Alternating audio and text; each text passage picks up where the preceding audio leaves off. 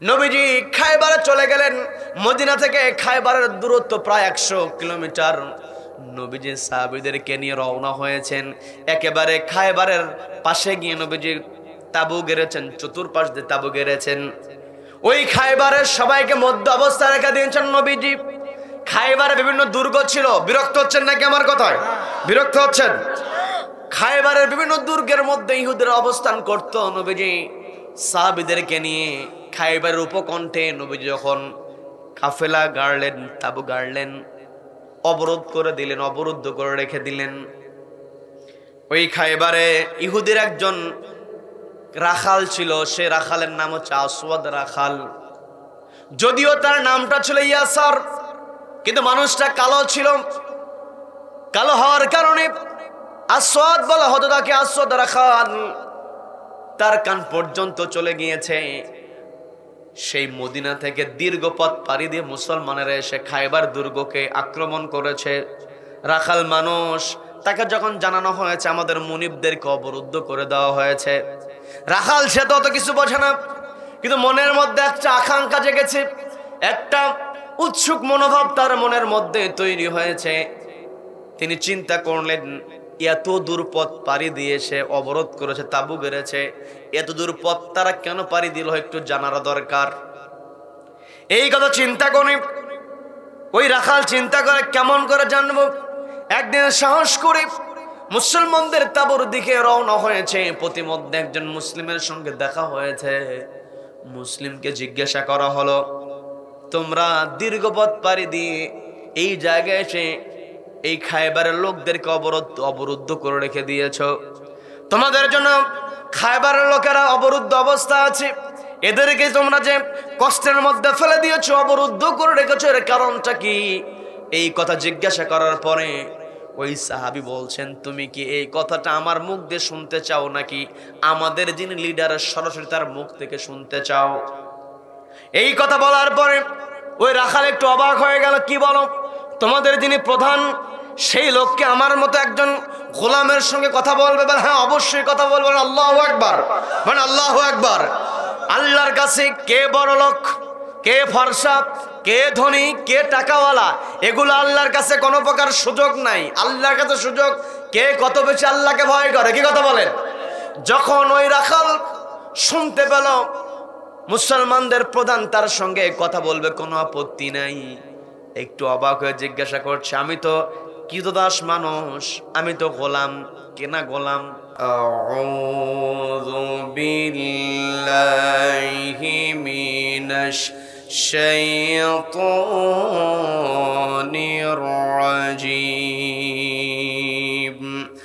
বিসমিল্লাহির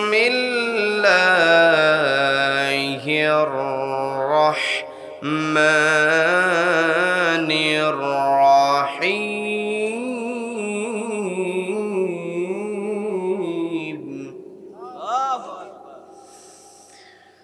ইন্নামাল মুমিনুনা আল্লাযীনা ইযা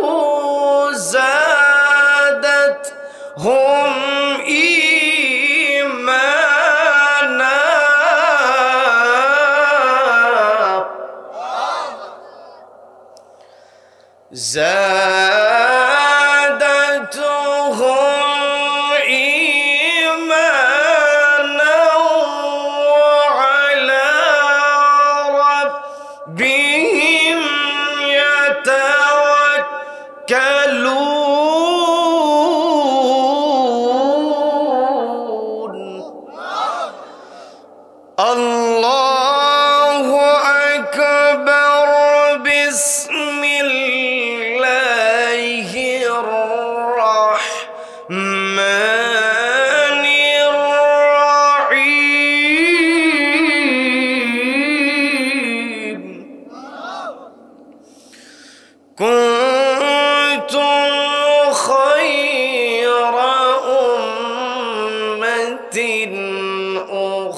رجت للناس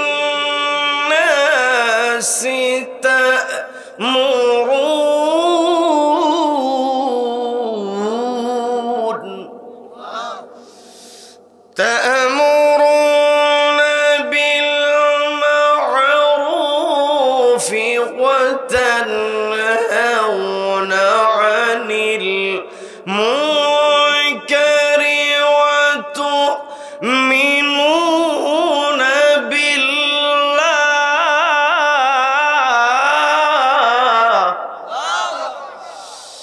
الله أكبر بسم الله الرحمن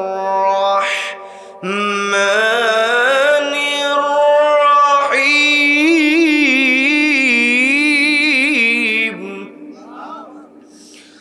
إن الله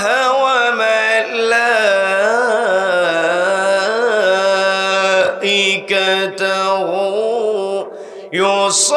يصلون على النبي يا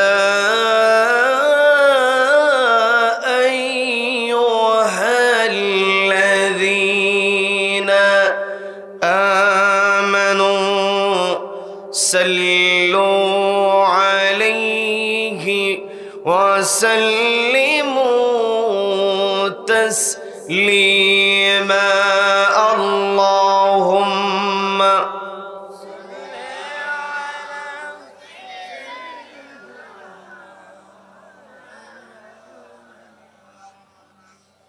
وعلى آل سيدنا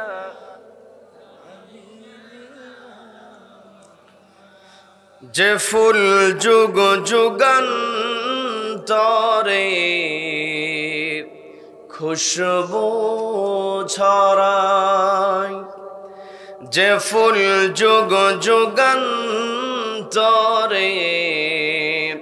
খুশবু ছড়ায় এঁকেছি সে ফুল মোরা এঁকেছি সে ফুল মোরা মনেরই কাবায় যে ফুল যুগ যুগান্তরে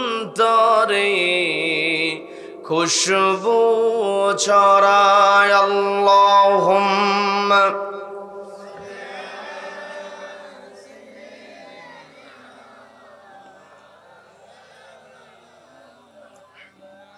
وعلى آل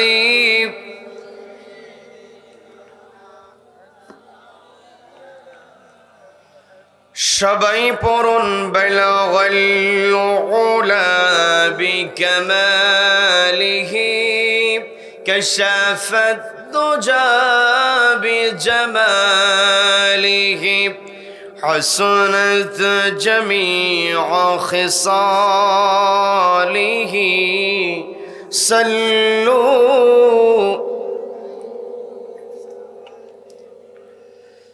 বাংলাদেশের অন্যতম প্রসিদ্ধ জেলা বিভাগীয় জেলা খুলনা জেলার কয়রা উপজেলা প্রাকৃতিক সৌন্দর্যে ভরপুর কয়রা উপজেলার পাতাখালী বাইতুল আমান জামে মসজিদ পাতাখালী সিদ্দিকিয়া ইতিমখানা ও হাফিজ মাদ্রাসার উদ্যোগে আয়োজিত 34তম ঐতিহাসিক তাফসিরুল কোরআন মাহফিল ও দস্তারবন্দি আজকের এই রহমতপূর্ণ বরকতপূর্ণ দ্বীনি মজলিসের সম্মানিত সুযোগ্য অনারেবল প্রেসিডেন্ট সভাপতিত্ব করছেন শ্রদ্ধাভাজন আলিম দ্বীন ইসলামী চিন্তাবিদ পাতাখালী মোল্লাবাড়ি জামে মসজিদের সম্মানিত সুযোগ্য খতিব আলিম দ্বীন শ্রদ্ধাভাজন হযরত মাওলানা নজরুল ইসলাম সাহেব। আমার পূর্বে কথা বলেছেন উদীয়মান তরুণ আলোচক বিশিষ্ট ইসলামী চিন্তাবিদ আলেম দ্বীন, আমার অত্যন্ত কাছের, আমার অত্যন্ত ভালোবাসার, অত্যন্ত স্নেহের, আন্তর্জাতিক খ্যাতিসম্পন্ন মুফাসসির কোরআন, বিশিষ্ট মিডিয়া ব্যক্তিত্ব হযরত মাওলানা মুহাদ্দিস আব্দুর রব হাফিজাহুল্লাহ, রব্বুল আলামিন তার এই কণ্ঠকে আমৃত্যু ইসলামের জন্য কবুল করে নিন, বলেন আমিন।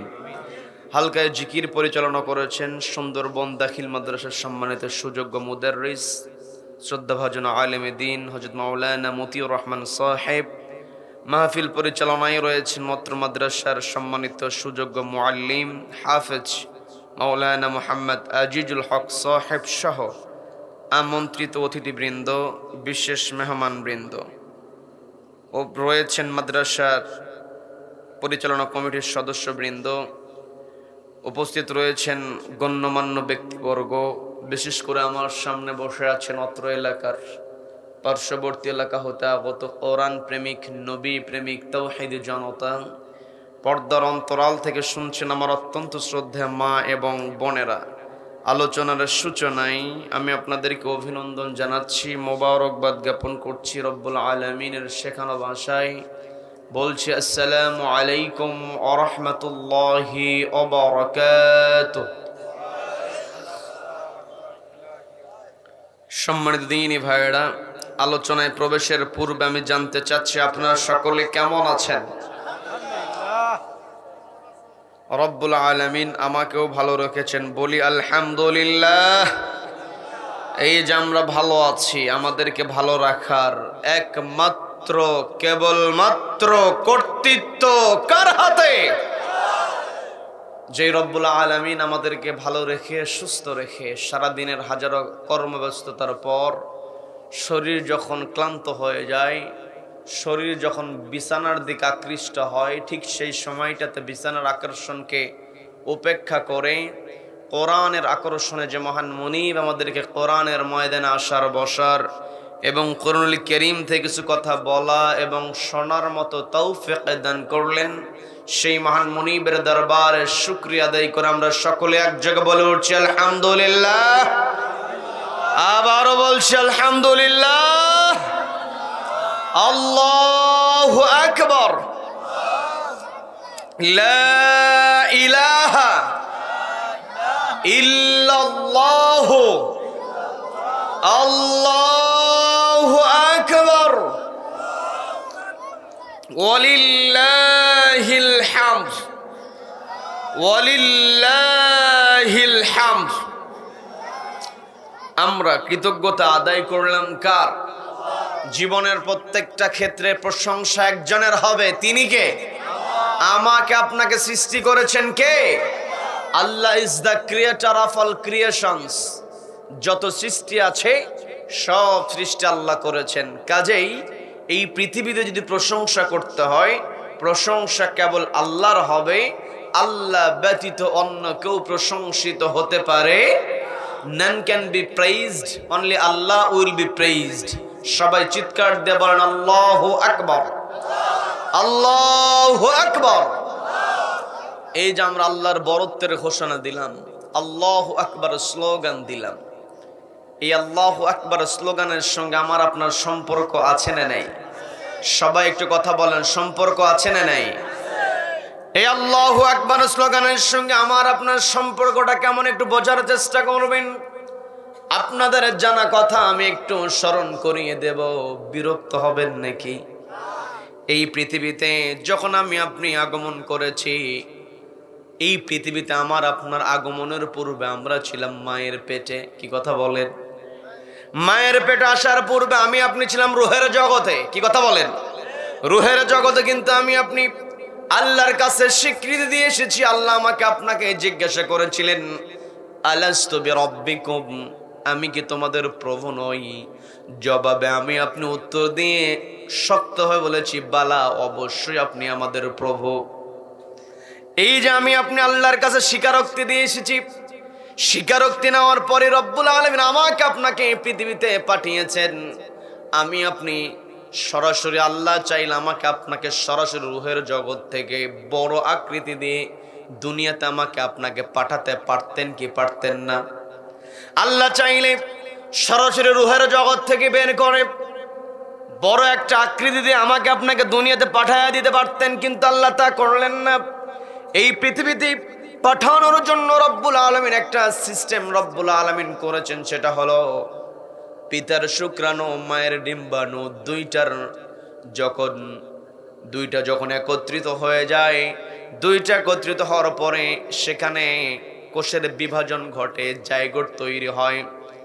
বিজ্ঞানীরা এটা ভালো তথ্য বলতে পারে, আমরা বিজ্ঞান ভিত্তিক কথা বলবো না, তবে কোরআনের মধ্যে মানুষ সৃষ্টির যেই বিজ্ঞান আজকে বিজ্ঞানীরা মানুষ সৃষ্টির যেই স্ট্রাকচার, মানুষ সৃষ্টির যেই প্রণালী, যেই সিস্টেম বিজ্ঞানীরা আবিষ্কার করেছে, রব্বুল আলামিন সেই আবিষ্কারটা বহু আগে কোরআনের মধ্যে আল্লাহ তুলে ধরেছেন। বলেন না সুবহানাল্লাহ। সূরা ইয়াসিন পড়লে সব আছে না নাই? সবাইকে বলতে আছে না নাই? সূরা ইয়াসিনের মধ্যে আল্লাহ বিজ্ঞান ঢুকিয়ে দিয়েছেন। বর্তমান যুগটা হলো বিজ্ঞানের যুগ। কি কথা বলেন? কি কথা বলেন? এই বর্তমান যুগটা হলো বিজ্ঞানের যুগ। বিজ্ঞান যত উন্নত হবে আমার আপনার জন্য কোরআন বোঝা তত সহজ হবে। বলেন আল্লাহু আকবার, বলেন আল্লাহু আকবার। মায়ের ডিম্বাণু পিতার শুক্রাণু মিলিত হয়ে আমার আপনার উৎপত্তি শুরু হয়েছে। ডিম্বাণু শুক্রাণু মিলিত হওয়ার 120 দিন পর্যন্ত আমার আপনার রুহু ছিল না। 120 দিন হওয়ার পরে রুহুটাকে ফুৎকার দিয়ে দেওয়া হয়েছে। ধীরে ধীরে আমি আপনি বড় হয়েছি। মায়ের পেট থেকে যেই দিন আমি আপনি পৃথিবীতে এসেছি, পৃথিবীতে আসার সঙ্গে সঙ্গে মা এত কষ্ট করেছেন, প্রসব বেদনা মাকে সহ্য করতে হয়েছে। কি কথা বলেন?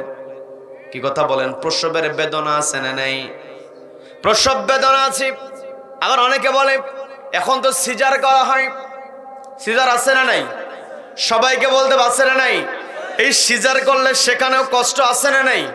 আছে। সন্তান যখন মা জন্ম দেন মায়ের কষ্ট হয়, তীব্র যন্ত্রণা হয়, কিন্তু যখন সন্তান পৃথিবীতে আসার পরে যে কান্নাটা করে ফেলে, ওই কান্নার আওয়াজ যখন মায়ের কানে প্রবেশ করে, মায়ের সমস্ত কষ্টগুলো আল্লাহ ভুলাইয়া দেন। বলেন না সুবহানাল্লাহ। মা যে পৃথিবীতে সন্তানের এই আগমনের জন্য মা যে কষ্ট করলেন, মা খুশি হয়েছেন, পরিবারের অন্যান্য সদস্য সবাই খুশি হয়েছে, কারণ নতুন অতিথি হাজির হয়েছে। অতিথি আসলে আমি আপনি খুশি হই। কি কথা বলেন? এই নবজাতক শুধুমাত্র পরিবারে নতুন অতিথি হিসাবে আসে না, গোটা দুনিয়াতে এই নবজাতক সন্তানকে অতিথি হিসেবে পাঠিয়ে দেন কে? সবাই একটু কথা বলেন, কে পাঠিয়ে দেন? আল্লাহ যেই মেহমান পাঠালেন, সেই মেহমানকে স্বাগত জানানোর দরকার আছে না নাই? আল্লাহ মেহমান পাঠিয়ে দিয়েছেন, আবার এই মেহমানকে কেমন করে স্বাগত জানাতে হবে আল্লাহ সেটাও শিখিয়ে দিয়েছেন। যখন কোনো সন্তান ভূমিষ্ঠ হয়ে যাবে, সন্তান ভূমিষ্ঠ হওয়ার সঙ্গে সঙ্গে সন্তানকে স্বাগত জানাতে হবে, ডান কানে আযান দিতে হবে, বাম কানে ইকামত। কি কথা বলেন? কি কথা বলেন?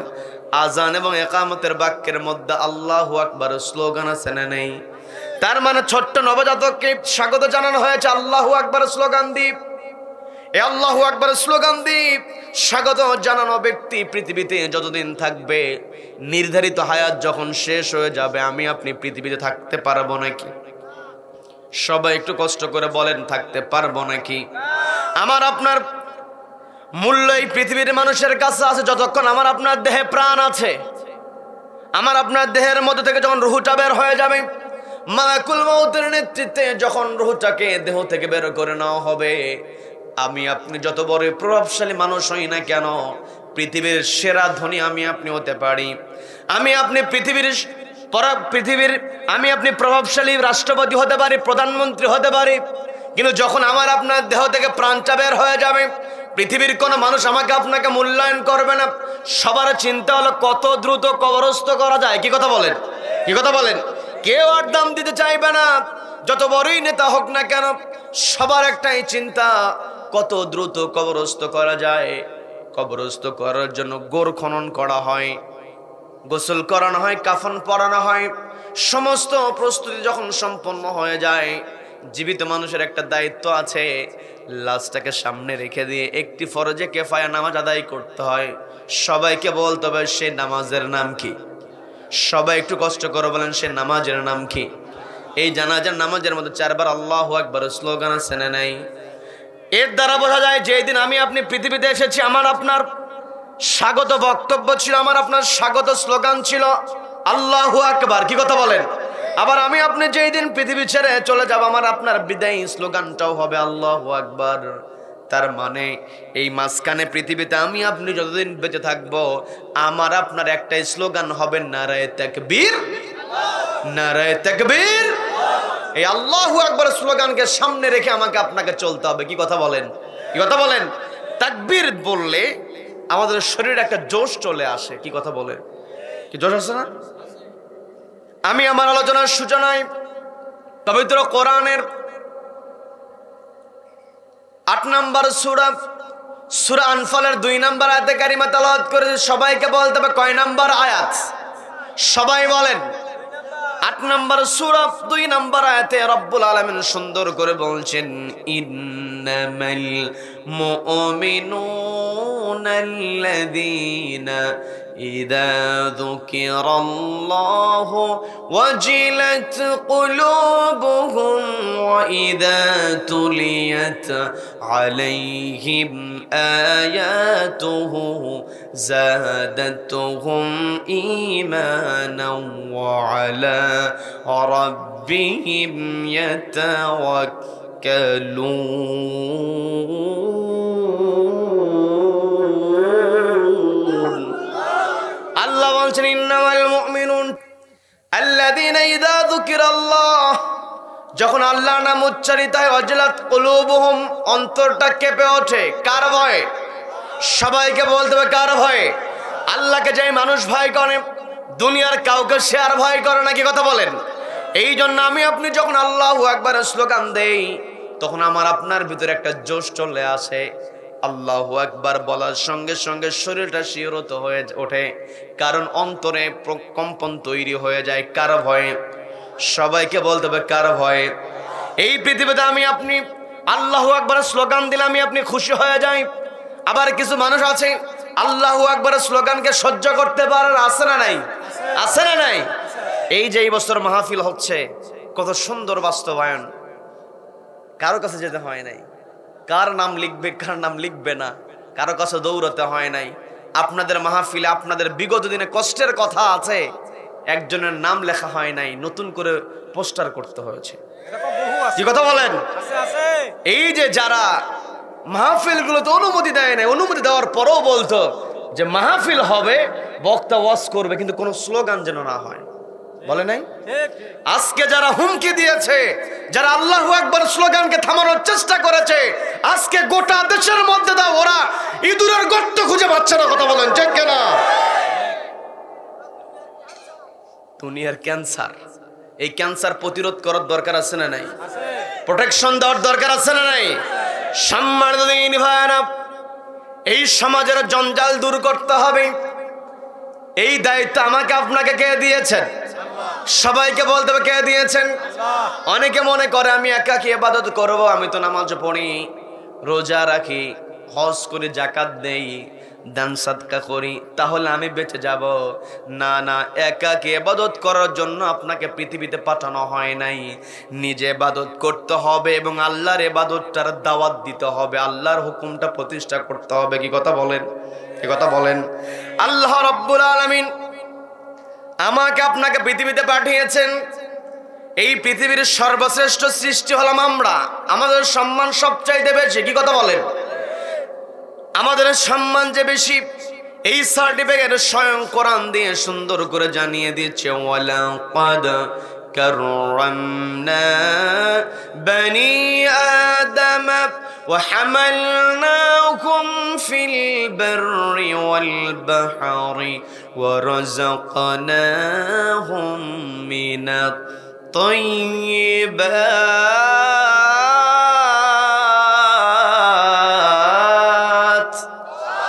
আল্লাহ বলছেন, ওয়ালাকাদ কাররামনা বনি আদম, আদম সন্তানকে আমি সম্মানিত করেছি। ওয়া হামালনাকুম ফিল বাররি ওয়াল বাহর, পানিতে এবং মাটিতে চলার আমি আপনাদের শক্তি দিয়েছি, সবকিছু তাদের অধীনস্থ করে দিয়েছি। কেমন করে তারা পৃথিবীতে চলবে? ওয়ারাযাকনাহুম মিনাত তাইয়্যিবাত, তাদেরকে দিয়েছি পবিত্র রিজিক। রিজিক হতে হবে পবিত্র। কি কথা বলেন? কি কথা বলেন? রিজিক হতে হবে হালাল রিজিক। কি কথা বলেন? আমার সমাজে হারামখোর আছে না নাই? সবাইকে বলতে হারামখোর আছে না নাই? এই হারামখোরদের বিরুদ্ধে প্রতিবাদ করার দরকার আছে না নাই? আল্লাহ রাব্বুল আলামিন আমাকে আপনাকে পৃথিবীতে যখন পাঠাবেন, পৃথিবীতে মানুষকে পাঠানোর সিদ্ধান্ত আল্লাহ নিয়েছেন। এরপরে ফেরেশতাদেরকে ডাক দিয়ে বলছেন, আমার ফেরেশতারা, ইন্নী জাইলুন ফিল আরদি খলিফা, আমি পৃথিবীতে আমার প্রতিনিধি পাঠাবো, খলিফা পাঠাবো। একটু বোঝার চেষ্টা করবেন আমার ভাইরা, প্রাণপ্রিয় কয়ডাবাসী, একটু বোঝার চেষ্টা করবেন আমার পাতাখালীর ভাইরা। পার্শ্ববর্তী এলাকা থেকে অনেক ভাইরা এসেছেন, পর্দালের মা বোনেরা শুনছেন, একটু মনোযোগ দিয়ে বোঝার চেষ্টা করবেন। আল্লাহ বললেন, ইন্নী জাইলুন ফিল আরদি খলিফা। আল্লাহ এই জায়গাতে খলিফা শব্দ ব্যবহার করেছেন। সবাইকে বলতে হবে কি শব্দ? খলিফা শব্দ আল্লাহ ব্যবহার করেছেন। আল্লাহ তো বলতে পারতেন আমার ফেরেশতারা আমি পৃথিবীতে মানুষ পাঠাবো, নাস শব্দ ব্যবহার করতে পারতেন। আল্লাহ ব্যবহার করতে পারতেন ইনসান শব্দ, পারতেন কি পারতেন না? আল্লাহ আরো ব্যবহার করতে পারতেন, যেমনটা আমাদের সম্মানের কথা আল্লাহ বলছেন, ওয়ালাকাদ কাররামনা বানি আদম, আদম সন্তান বানি আদম। আল্লাহ তো বলতে পারতেন পৃথিবীতে আমি আদম সন্তান পাঠাবো, কিন্তু আল্লাহ আদম সন্তান শব্দ ব্যবহার করেন নাই, নাস শব্দ ব্যবহার করেন নাই, ইনসান শব্দ আল্লাহ ব্যবহার না করে আল্লাহ বলছেন আমি পৃথিবীতে আমার খলিফা প্রেরণ করব। এই যে খলিফা শব্দ আল্লাহ ব্যবহার করেছেন, এই খলিফা শব্দ ব্যবহারের পিছনে কারণ আছে না নেই? সবাইকে বলতে হবে কারণ আছে না নেই? খলিফা অর্থ হচ্ছে প্রতিনিধি। আমাকে আপনাকে আল্লাহ রাব্বুল আলামিন প্রতিনিধি হিসেবে পাঠিয়েছেন। আমি আপনি প্রতিনিধি হিসেবে যদি দায়িত্ব পালন করতে চাই, তাহলে আমাকে আপনাকে মেনে চলতে হবে একটি কিতাব। সবাইকে বলতে হবে সেই কিতাবের নাম কি? সবাইকে বলতে হবে কিতাবের নাম কি? আমার আপনার পরিচয় আমি আপনি আল্লাহর খলিফা। আমার আপনার পরিচয় আমি আপনি আল্লাহর গোলাম। এক নাম্বার পরিচয় আমি আপনি আল্লাহর গোলাম, আল্লাহর বান্দা। দ্বিতীয় নাম্বার পরিচয় হলো আমি আপনি কার খলিফা? সবাইকে বলতে হবে কার খলিফা? খলিফা হিসেবে আমার আপনার দায়িত্ব হলো কোরআনের মধ্যে আল্লাহ যে নীতি ঢুকিয়েছেন, এই নীতি বাস্তবায়ন করা। কি কথা বলেন? কোরআনের মধ্যে নীতি আছে না নাই? সবাইকে বলতে হবে নীতি আছে না নাই? কোরআনে আল্লাহ যে নীতি ঢুকিয়ে দিয়েছেন, এই নীতির চাইতে শ্রেষ্ঠ নীতি পৃথিবীতে আর একটাও হতে পারে নাকি? কোরআনের চাইতে শ্রেষ্ঠ নীতি আর পৃথিবীতে হতে পারে না। আবার কোনো কিছু শ্রেষ্ঠ হলে আমি আপনি শ্রেষ্ঠত্ব বোঝানোর জন্য কিছু শব্দ ব্যবহার করে থাকি, সেটা যে ভাষাতেই শব্দ হোক না কেন। বাংলা ভাষায় আমি আপনি শ্রেষ্ঠ বোঝানোর জন্য কিছু শব্দ ব্যবহার করলে ওই শব্দের দ্বারা আমি আপনি বুঝে যাই। যেমন আমি যেই চেয়ারে বসে আছি, রাজারা যেই চেয়ারে বসতেন, রাজার সিংহাসন বলা হতো সিংহাসন। রাজা যেই সিংহাসনে বসেছে সেই সিংহাসনের নাম হলো রাজ সিংহাসন। কি কথা বলেন? রাজ সিংহাসনের শব্দ দ্বারা আমরা বুঝি রাজার সিংহাসন হচ্ছে শ্রেষ্ঠ সিংহাসন। এই শ্রেষ্ঠ বোঝানোর জন্য সিংহাসন শব্দের পূর্বে রাজ শব্দ। কি কথা বলেন? কি কথা বলেন? আবার রাজা যেই প্রাসাদে বসবাস করে সেই প্রাসাদের নাম হলো রাজপ্রাসাদ। কি কথা বলেন? কারণ রাজার প্রাসাদটাই হলো শ্রেষ্ঠ প্রাসাদ। প্রাসাদ শ্রেষ্ঠ হওয়ার কারণে আমি আপনি বলে রাজপ্রাসাদ। আবার রাজপ্রাসাদ যারা তৈরি করে, যে সমস্ত মিস্ত্রি ভাইয়েরা রাজপ্রাসাদ তৈরি করে, ভালো ভালো বিল্ডিং তৈরি করে, ওই সমস্ত মিস্ত্রি ভাইদেরকে কি মিস্ত্রি বলা হয়? সবাই বলেন কি মিস্ত্রি? মিস্ত্রি শ্রেষ্ঠ হলে হয় রাজমিস্ত্রি, প্রাসাদ শ্রেষ্ঠ হলে হয় রাজপ্রাসাদ, সিংহাসন শ্রেষ্ঠ হলে হয় রাজসিংহাসন। তাহলে নীতি শ্রেষ্ঠ হলে হবে রাজনীতি। কি কথা বলেন?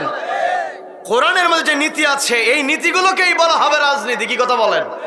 অনেকে আবার কোরআনের নীতিকে রাজনীতি বলতে আপত্তি করে, অথচ ওরাই হাঁস শ্রেষ্ঠ হলে সে হাঁসকে বলে রাজহাঁস।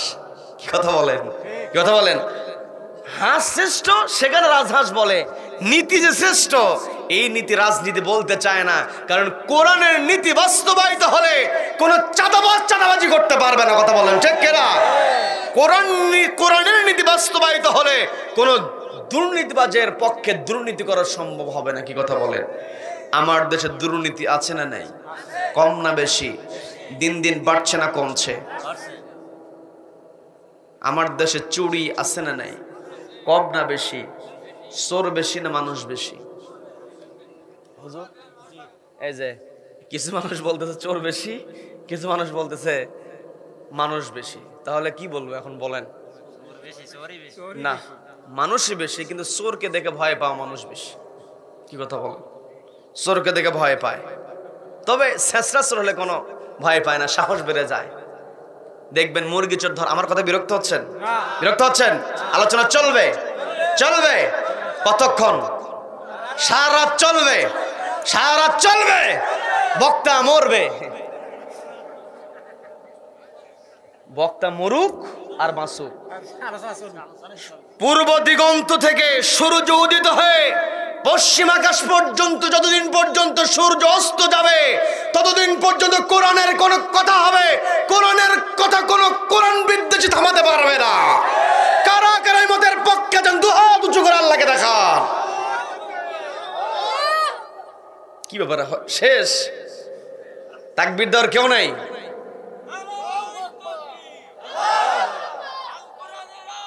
সংসদে যাবো, সংসদে যাবো।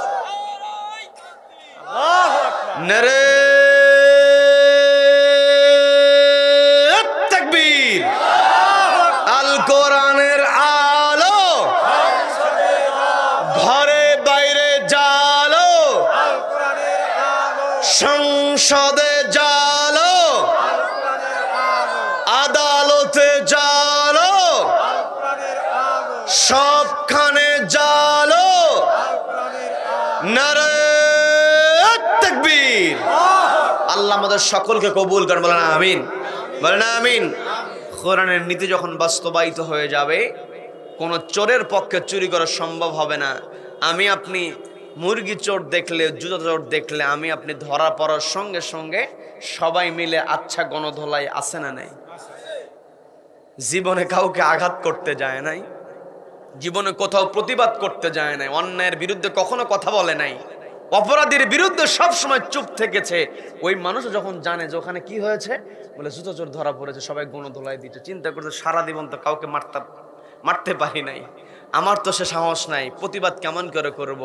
ওই ভীতু মানুষরাও পড়ে চিন্তা করে যেহেতু মারার সুযোগ একখান পাইছি, সেও গে দুইটা থাপ্পড় মারে। কি কথা বলে? মুরগি চোর, জুতা চোর, ছেঁচড়া চোর ধরা পড়লে আমি আপনি আঘাত করি, কিন্তু কলমের খোঁচা দিয়া লক্ষ লক্ষ টাকা দুর্নীতি করে, লক্ষ টাকা আত্মসাৎ করে, জনগণের নামে বরাদ্দকৃত টাকা জনগণ জানেই না, উঠায় খায় শেষ, এমন লোক আছে না নাই? ওই সমস্ত লোক যখন আমার আপনার সামনে চলে আসে, আমি আপনি গণধোলাই দেওয়া তো দূরের কথা, সালাম দিতে দিতে অবস্থা শেষ। কথা বলেন? কিন্তু যদি কোরআনের বিধান বাস্তবায়িত হয়, ওই সমস্ত চোর চুরি করলে চুরি প্রমাণিত হওয়ার সঙ্গে সঙ্গে সূরা মাইদাতে আল্লাহ স্পষ্ট বলছেন, আস-সারিকু ওয়াস-সারিকাতু ফাকতু আইদিয়াহুমা। চোর চুরি করেছে, আত্মসাৎ করেছে, প্রমাণিত হয়েছে, হাতটা কেটে দাও। কোরআনের এই রাজনীতির আলোকে, কোরআনের এই নীতির আলোকে কোন দুর্নীতিবাজ, কোন চোর ব্যক্তিকে, চোর অফিসার, চাঁদাবাজ নেতা, এদেরকে যদি চাঁদাবাজি প্রমাণিত হওয়ার পরে, চুরি প্রমাণিত হওয়ার পরে একটা চোরের হাত যদি কোরআনের বিধানের আলোকে ওই সুপ্রিম কোর্টের সামনে, হাইকোর্টের সামনে একটা চোরের হাত যদি কেটে দেওয়া হয়, দেশের বাকি চোরগুলো সহজেই ভালো হয়ে যাবে। চাঁদাবাজগুলো চাঁদাবাজি করে, আপনাদের এলাকা থেকে লাউ চলে যায় ঢাকা শহরে, লাউ আপনারা বিক্রি করেন 15 টাকা 20 টাকা, ঢাকায় যাওয়ার পরে সেই লাউয়ের দাম হয়ে যায় 70-80 টাকা, 100 টাকাও হয়ে যায়। এলাকায় বিক্রি হলো 20 টাকার লাউ, ঢাকায় গিয়ে হলো 100 টাকা। 100 টাকা হওয়ার কারণ হলো মোড়ে মোড়ে চাঁদাবাজি, জুলুমবাজি আছে না নাই? যারা জুলুম করে, চাঁদাবাজি করে, তারা হলো ফাসাদ তৈরিকারী। জমিনে যারা ফাসাদ তৈরি করবে, সূরা মাইদাতে আল্লাহ স্পষ্ট বলে দিলেন, যারা ফাসাদ করবে ওদের এক হাত এক পা কেটে দাও। যেই সমস্ত চাঁদাবাজরা চাঁদাবাজি করবে, সন্ত্রাসী করবে, ডাকাতি করবে, ওই সমস্ত ডাকাতদের ডাকাতি প্রমাণ করে একটা ডাকাতকে যদি ওই বাইতুল মোকাররমের সামনে অথবা হাইকোর্টের সামনে একটা ডাকাত চাঁদাবাজের হাত পা যদি কেটে দেওয়া হতো, দেশের বাকি চাঁদাবাজগুলো আল্লাহওয়ালা হয়ে যেত। এই সমস্ত কথাবার্তা বললেই হুজুরেরা খারাপ। হুজুরেরা করবে কোরআন তেলাওয়াত, পড়াবে নামাজ, হুজুরেরা মানুষ মরে যাবে সেখানে একটু দুই হাত তুলে দোয়া করবে। হুজুরেরা কেন দুর্নীতির বিরুদ্ধে কথা বলে? আছে না নাই? হুজুরেরা দুর্নীতির বিরুদ্ধে কথা বলে হুজুরদের স্বার্থে নয়, কার হুকুমে? সবাইকে বলতে হবে কার হুকুমে? আমার আপনার এক নাম্বার পরিচয় আমি আপনি হলাম আল্লাহর গোলাম। দ্বিতীয় নাম্বার পরিচয় হলো আমি আপনি একজনের খলিফা। তিনি কে? সবাইকে বলতে হবে তিনি কে। খেলাফতের দায়িত্ব আমাকে আপনাকে পালন করতে হবে। আল্লাহ রাব্বুল আলামিন আমাকে আপনাকে ডাক দিয়ে বলছেন পবিত্র কোরআনের 3 নম্বর সূরা, আমি আমার আলোচনার সূচনায় 3 নম্বর সূরা সূরা আল ইমরানের 110 নম্বর আয়াতের শুরুর দিকের অংশ তেলাওয়াত করেছি। যেই আয়াত আল্লাহ রাব্বুল আলামিন আমাকে আপনাকে ডাক দিয়ে বলছেন কুনতুম খায়রা উম্মাতিন উখরিজাত লিন-নাসি তা'মুরুনা বিল মা'রুফি ওয়া তানহাউনা আনিল মুনকারি ওয়া তু'মিনুনা বিল্লাহ।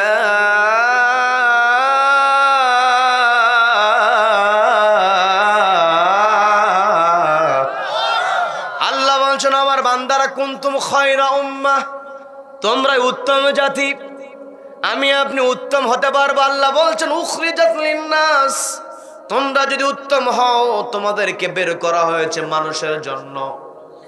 তার মানে আমি আপনি যদি আল্লাহর কাছে উত্তম হতে চাই, শ্রেষ্ঠ হতে চাই, আমাকে আপনাকে কাজ করতে হবে মানুষের জন্য। কি কথা বলেন? মানুষের জন্য আমি আপনি যদি কাজ করতে চাই, আল্লাহ আমার আপনার কর্মসূচি জানিয়ে দিলেন। 1 নাম্বার তা'মুরুনা বিল মা'রুফ, সৎ কাজের আদেশ দাও। ওয়া তানহাউনা আনিল মুনকার, 2 নাম্বার কর্মসূচি অসৎ কাজে বাধা প্রদান করো। যেখানে দুর্নীতি হবে, যেখানে চুরি হবে, যেখানে চাঁদাবাজি হবে, সেখানেই আমাকে আপনাকে প্রতিবাদ করতে অর্ডার দিয়েছেন কে? সবাইকে বলতে অর্ডার দিয়েছেন কে?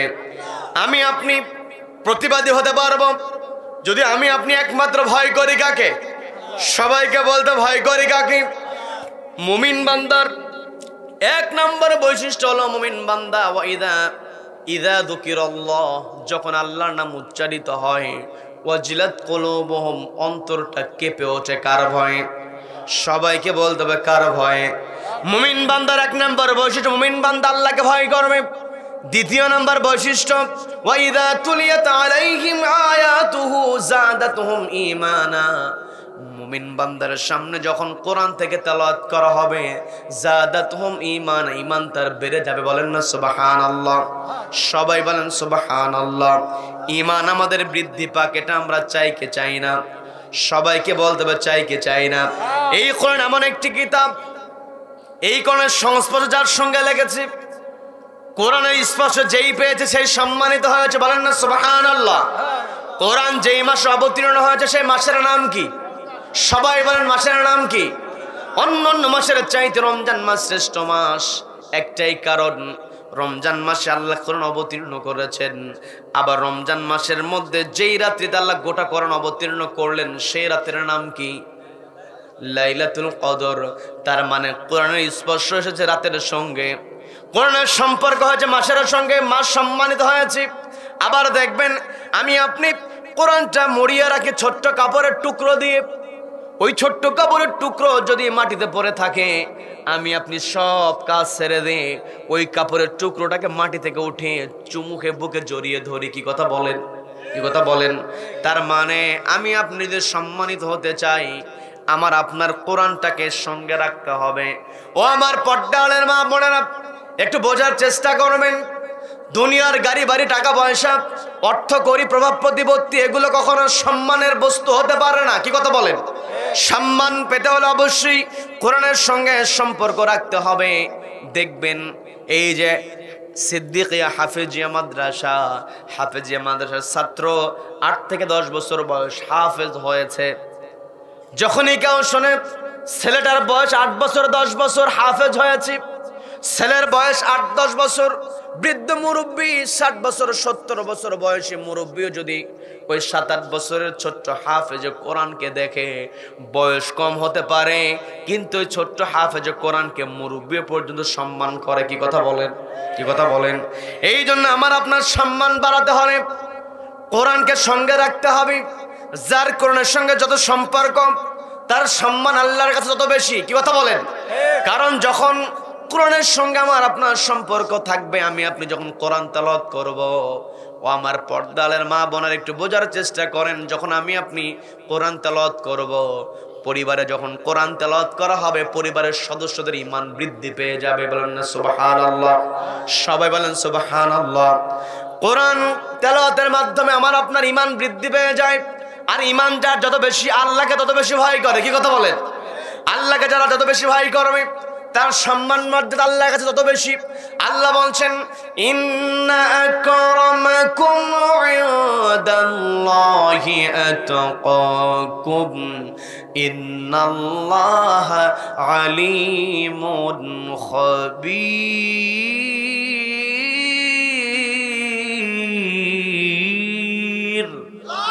আল্লাহ বলছেন, ইন্না আকরামাকুম, তোমাদের মধ্যে তারাই সম্মানিত, ইনদাল্লাহ, আমি আল্লাহ আমার কাছে, আতাকাকুম, যার তাকওয়া যত বেশি, তাকওয়া যত বেশি হবে সম্মান মর্যাদা তত বেশি হবে। বেলাল রাদিয়াল্লাহু তাআলা আনহু একজন হাবশী কেনা গোলাম, চেহারা কালো, কুচকুচে কালো মানুষ, ঠোঁটগুলো মোটা, পা ফাটা, কিন্তু তাকওয়া ছিল পরিপূর্ণ। যখন উত্তপ্ত বালির উপরে শুইয়ে রাখা হতো, তার শরীরের উপর পাথর চাপা দেওয়া হয়েছে, বলেছে ইসলাম ছাড়ো। তিনি আল্লাহকে ভয় করেছেন, শুধু বলেছেন আহাদ আর আহাদ। এই যে তাকওয়া, তাকওয়া দ্বারা তিনি আল্লাহকে এত সন্তুষ্ট করেছেন। এই তাকওয়ার কারণে আল্লাহ বেলাল কেমন সম্মান দিয়েছেন, মর্যাদা দিয়েছেন। কিয়ামত পর্যন্ত বেলাল রাদিয়াল্লাহু তাআলার নাম আছে না নাই? সবাইকে বলতে হবে আছে না নাই? আমার আপনার নবী হলেন ইমাম, আর বেলাল রাদিয়াল্লাহু তাআলা হচ্ছেন মুয়াজ্জিন। বলেন আল্লাহু আকবার। এই যে তিনি যোগ্যতাটা পেয়েছেন, এই যে তিনি সম্মানিত হয়েছেন, একমাত্র কাকে ভয় করে? আবার দেখবেন বদরের যুদ্ধ, মুসলমানেরা যুদ্ধের ময়দানে যাবে, তাদের কাছে কোনো অস্ত্র নাই, কোনো ট্রেনিং নাই। যেই বাহন করে যাবে, উট ঘোড়া গাধা একেবারে কম, উট গাধা ঘোড়া অর্থাৎ যানবাহন নাই, অস্ত্র নাই, যানবাহন নাই, শরীরে তেমন কোনো শক্তি নাই। কিন্তু বদরের প্রান্তের বিজয় দিয়েছেন কে? সবাইকে বলতে বিজয় দিয়েছেন কে? বিজয় তারা একমাত্র পেয়েছেন, একমাত্র তাকে।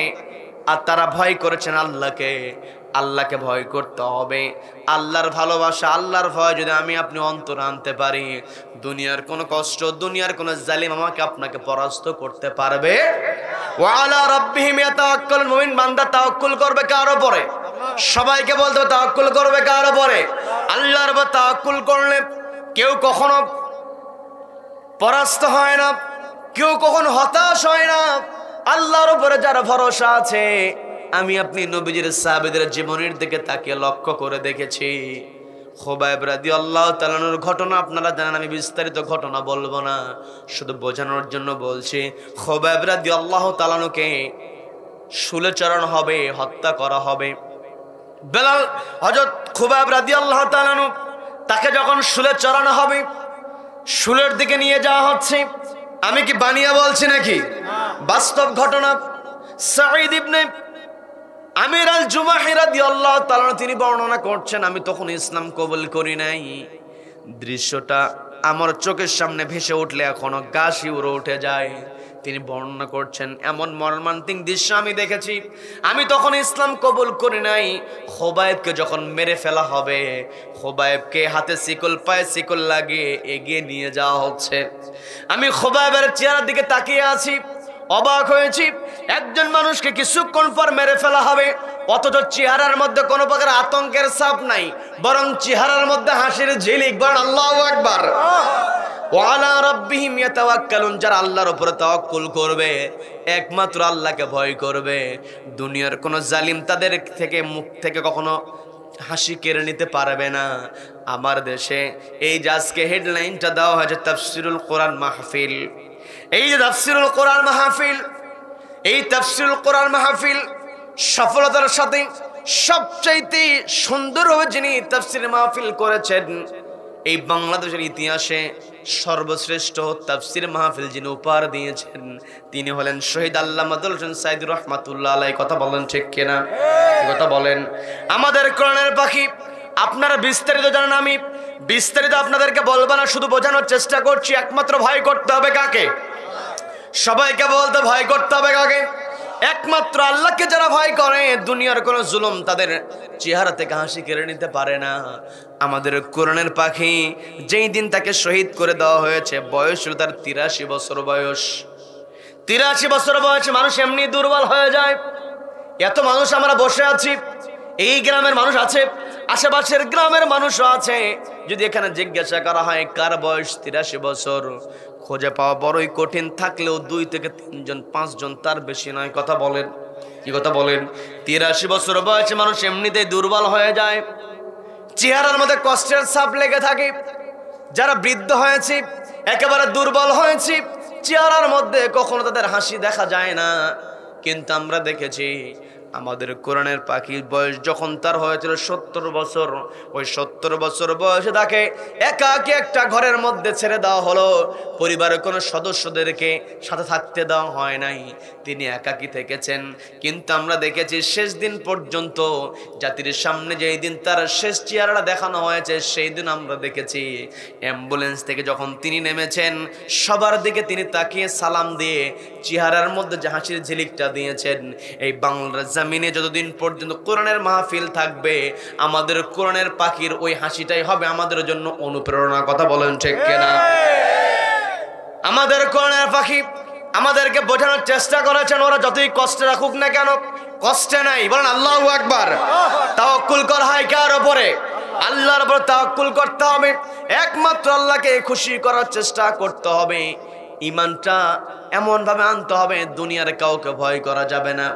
খুবাইব রাদিয়াল্লাহু তাআলা আনহু হাসতে হাসতে যেমন ফাঁসির মঞ্চের দিকে এগিয়ে গিয়েছেন, এই বাংলার জমিনে অনেক মুজাহিদদেরকে আমরা দেখেছি সময় আছে আর 3 ঘন্টা। জেলার জানিয়েছে, স্যার আপনার সময় তো আছে মাত্র 3 ঘন্টা, আপনি প্রস্তুতি গ্রহণ করুন। জবাব দেওয়া হয়েছে এখনো 3 ঘন্টার সময়, তো এখন অনেক বাকি, 2টা ঘন্টা আমি একটু ঘুমাবো। বলেন আল্লাহু আকবার। চিন্তা করে দেখেন, বিরক্ত হচ্ছেন নাকি আমার কথায়?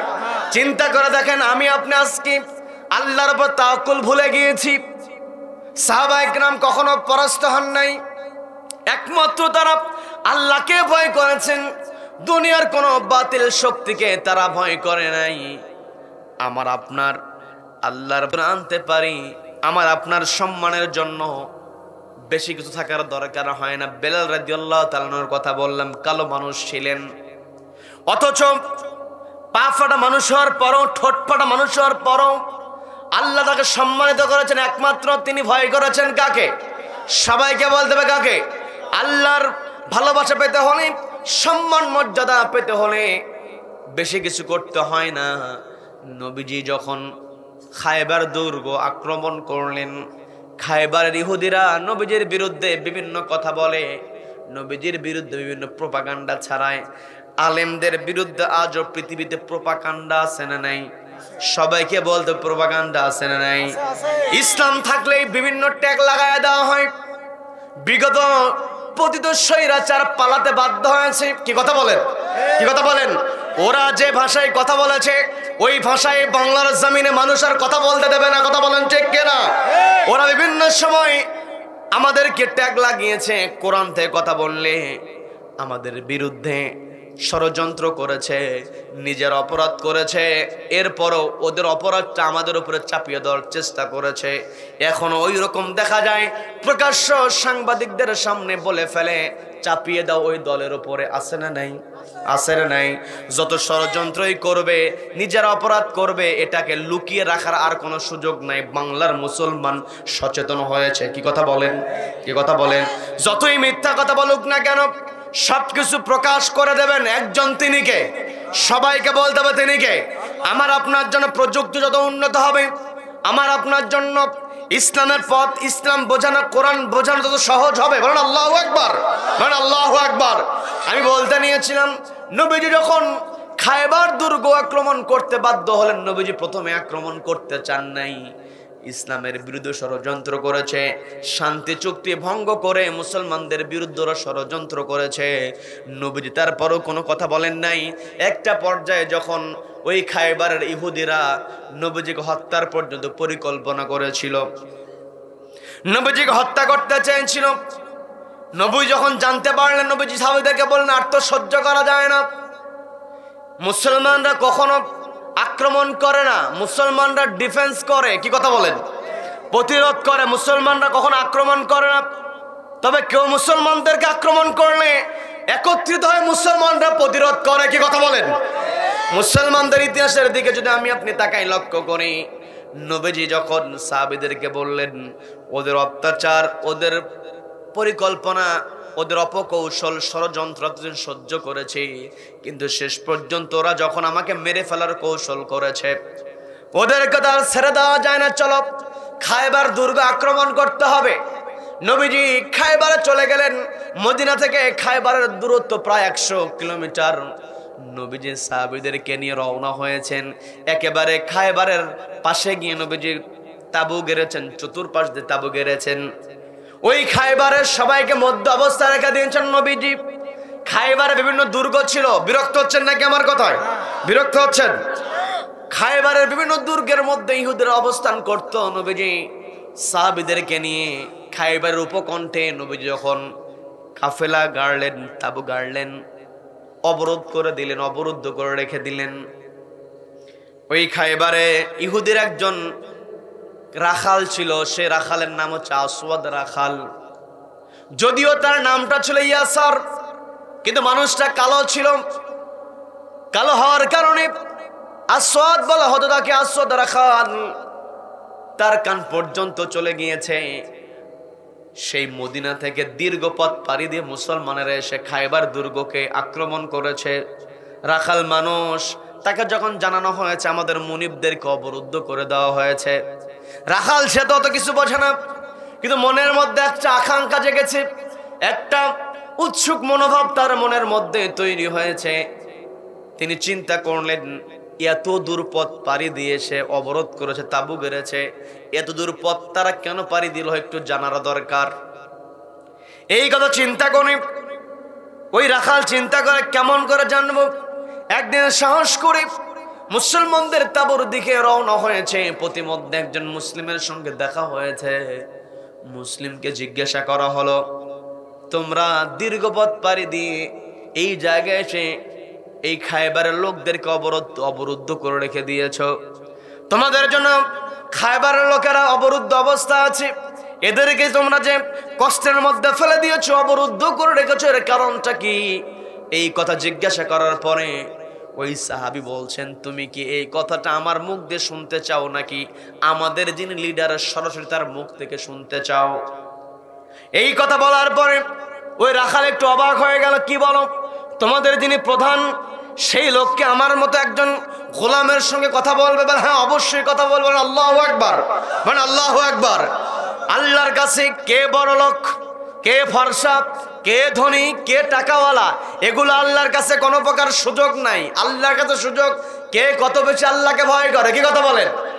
যখন ওই রাখাল শুনতে পেল মুসলমানদের প্রধান তার সঙ্গে কথা বলবে, কোনো আপত্তি নাই, একটু অবাক হয়ে জিজ্ঞাসা করছে, আমি তো কৃতদাস মানুষ, আমি তো গোলাম, কেনা গোলাম, আমি গোলামি করি, এই অবস্থায় আমি যে দেখা করতে যাব আমার সঙ্গে কেমন করে কথা বলবো? আমি কালো মানুষ, আমার শরীরে ময়লা, আমার শরীর দিয়ে দুর্গন্ধ, এই ময়লা মানুষের সঙ্গে, দুর্গন্ধওয়ালা মানুষের সঙ্গে কথা বলবে? এই কথা বলার পরে ওই সাহাবী বলছেন, তুমি চলে যাও সরাসরি আমাদের দলব নেতা যিনি, আমাদের প্রধান যিনি, বিশ্বনবী জনাবে মুহাম্মদুর রাসূলুল্লাহ সাল্লাল্লাহু আলাইহি ওয়াসাল্লাম। ওই রাখাল নবীজির সামনে হাজির হয়েছে। নবীজির সামনে হাজির হওয়ার পরে নবীজি মুস্কি হাসি দিয়েছেন। নবীজির চেহারার মধ্যে সবসময় হাসি আছে না নাই? সবাইকে বলতে আছে না নাই? নবীজি মুস্কি হাসি দিয়ে জিজ্ঞাসা করছেন, কি ব্যাপার, তোমার উদ্দেশ্য কি, কেন এসেছো? বলছে, আমি এসেছি আপনার সঙ্গে একটু কথা বলতে চাই। বলে কি কথা? আপনি অভয় দেন, আমি একটু কথা বলতে চাই, অনুমতি দিয়ে দেন। নবীজি বললেন ঠিক আছে, তোমার অনুমতি তোমাকে দেওয়া হলো, তুমি যা জিজ্ঞাসা করবে তারই জবাব দিয়ে দেওয়া হবে। বলেন না সুবহানাল্লাহ। নবীজি মিশে গেলেন। ওই আসওয়াদ রাখাল বলছে, আপনি যে এখানে এসেছেন, দীর্ঘ পথ পাড়ি দিয়ে আপনি এসেছেন, কোন লক্ষ্যে, কোন কারণে আপনি এই ইহুদিদেরকে অর্থাৎ এই খায়বারের লোকদেরকে অবরুদ্ধ করেছেন, তাদের অপরাধটা কি?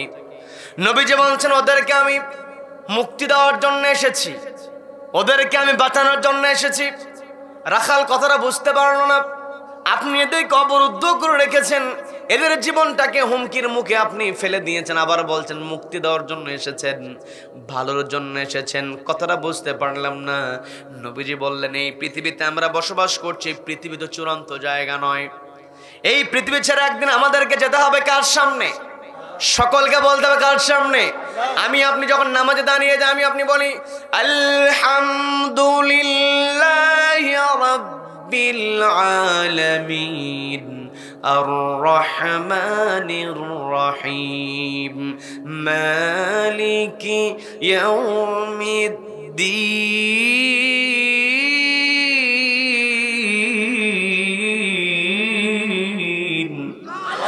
আল্লাহ হলেন বিচার দিবসের মালিক। ইয়াউমিদ্দিন, ইয়াউমাল কিয়ামা, আমাদেরকে দাঁড়াতে হবে কার সামনে? ওই দিন বিচার করবেন কে? আলাইসাল্লাহু বিআহকামিল হাকিমিন।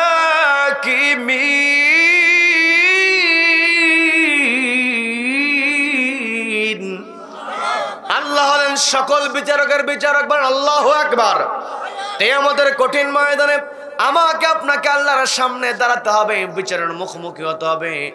নবীজি বলছেন, এই পৃথিবীতে আল্লাহ আমাদেরকে পাঠিয়েছেন তার গোলামি করার জন্য। দুনিয়ার কারো গোলামি করা যাবে না, একমাত্র আল্লাহর গোলামি করতে হবে, আল্লাহর ইবাদত করতে হবে। আল্লাহর বিধান ছাড়া অন্য কারো বিধান চলতে পারে? আল্লাহর বিধানই বাস্তবায়ন হতে হবে। নবীজি বলছেন, এই পৃথিবীতে আল্লাহ আমাদেরকে পাঠিয়েছেন, একমাত্র তাকে মানতে হবে। তাকে যদি মানা হয়, তার হুকুম যদি মেনে চলা হয়, রব্বুল আলামিন দুনিয়াতেও শান্তি, আখিরাতেও মুক্তি দেবেন। কি কথা বলেন? কি কথা বলেন? নবীজিকে ওই আসওয়াদ রাখাল জিজ্ঞাসা করছে, আমি যদি আল্লাহকে মেনে নেই তাহলে আমার উপকারিতাটা কি? নবীজি বলছেন, তুমি যদি আল্লাহকে বিশ্বাস করো, তুমি আমাদের ভাই হয়ে যাবে। বলেন আল্লাহু আকবার। ওই আসওয়াদ রাখাল বলছি, আমি ভাই হয়ে যাব, আমি তো কালো মানুষ, দুর্গন্ধওয়ালা মানুষ, আমার বংশীয় তেমন কোনো পরিচয় নাই, তারপরও আমি ভাই হয়ে যাব। নবীজি বলছেন, যখন আল্লাহর প্রতি তুমি বিশ্বাস স্থাপন করবে, একজন মুমিন আরেকজন মুমিনের জন্য ভাই হয়ে যায়। বলেন না সুবহানাল্লাহ। এরপরে বলছি, একে অপরের ভাই হয়ে যাব, ঠিক আছে, দুনিয়াতে ভাই হয়ে গেলাম, এই যে আমাকে মেনে না হলো, ভাই হিসেবে গ্রহণ করলে, এই দুনিয়াতে ভাই হলাম। তুমি তো বলেছো এই যে দুনিয়াতে ভাই হয়েছি, মেনে নিলাম, আখিরাতে যাওয়ার পরে আমার কি উপকারিতা হবে? আল্লাহর সামনে দাঁড়াতে হবে, মালিক ইয়াউমিদ্দিন, বিচারের মুখোমুখি হতে হবে। ওই বিচারের মুখোমুখি হওয়ার পরে আমার কি উপকারিতা হবে? নবীজি বলছেন, দুনিয়াতে তোমার কিছুই নাই, তুমি যদি আল্লাহর প্রতি ঈমান আনতে পারো, একমাত্র আল্লাহকে ভয় করতে পারো, রব্বুল আলামিন তোমার জন্য জান্নাত বরাদ্দ করেছেন। বলেন না সুবহানাল্লাহ। অফুরন্ত নিয়ামত তুমি সেখানে পাবে। তখন আসওয়াদ রাখাল বলছে, তাহলে এর জন্য আমাকে কি করতে হবে? নবীজি বলছেন, তুমি কালেমা পড়ে মুসলমান হয়ে যাও। লা ইলাহা ইল্লাল্লাহু মুহাম্মাদুর রাসূলুল্লাহ সাল্লাল্লাহু আলাইহি ওয়াসাল্লাম। ইসলাম যখন কবুল করা হলো, ওই আসওয়াদ রাখাল, আসওয়াদ ইবনে গালিব ইয়াসার রাদিয়াল্লাহু তাআলা আনহু, তিনি বলছেন, আমি তো এখন ইসলাম কবুল করেছি, এই মুহূর্তে আমার কাজটা কি? নবীজি বলছেন, তুমি তো ইসলাম কবুল করেছো, এই সময় তো কোনো ইবাদত এই মুহূর্তে নাই। তুমি যে নামাজ পড়বে, ঈমান আনার পর তোমার দায়িত্ব হলো নামাজ পড়া, কিন্তু নামাজের ওয়াক্ত তো এখন হয় নাই। তবে তোমার জন্য একটা দায়িত্ব, সেটা হলো যুদ্ধের দামা বেজে গিয়েছে, মুসলমানরা মুখোমুখি হয়েছে, এই ইহুদিদের বিরুদ্ধে, এই ইহুদিরা মুসলমানের বিরুদ্ধে ষড়যন্ত্র করেছে, আমাকে হত্যার পরিকল্পনা করেছে, ইসলামের বিরুদ্ধে অবস্থান নিয়েছে, মুখোমুখি রণক্ষেত্রে মুখোমুখি হয়েছে। এই মুহূর্তে তোমার দায়িত্ব হলো জিহাদ করতে হবে। কার রাস্তায়? সবাইকে বলতে হবে কার রাস্তায়? আল্লাহ বলছেন তুমিনুনা বিল্লাহি ওয়া রাসূলিহি ওয়া তুজাহিদুনা ফি সাবিলিল্লাহি বিআমওয়ালিকুম ওয়া আনফুসিকুম যালিকুম খায়রুল লাকুম ইন কুনতুম তা'লামুন।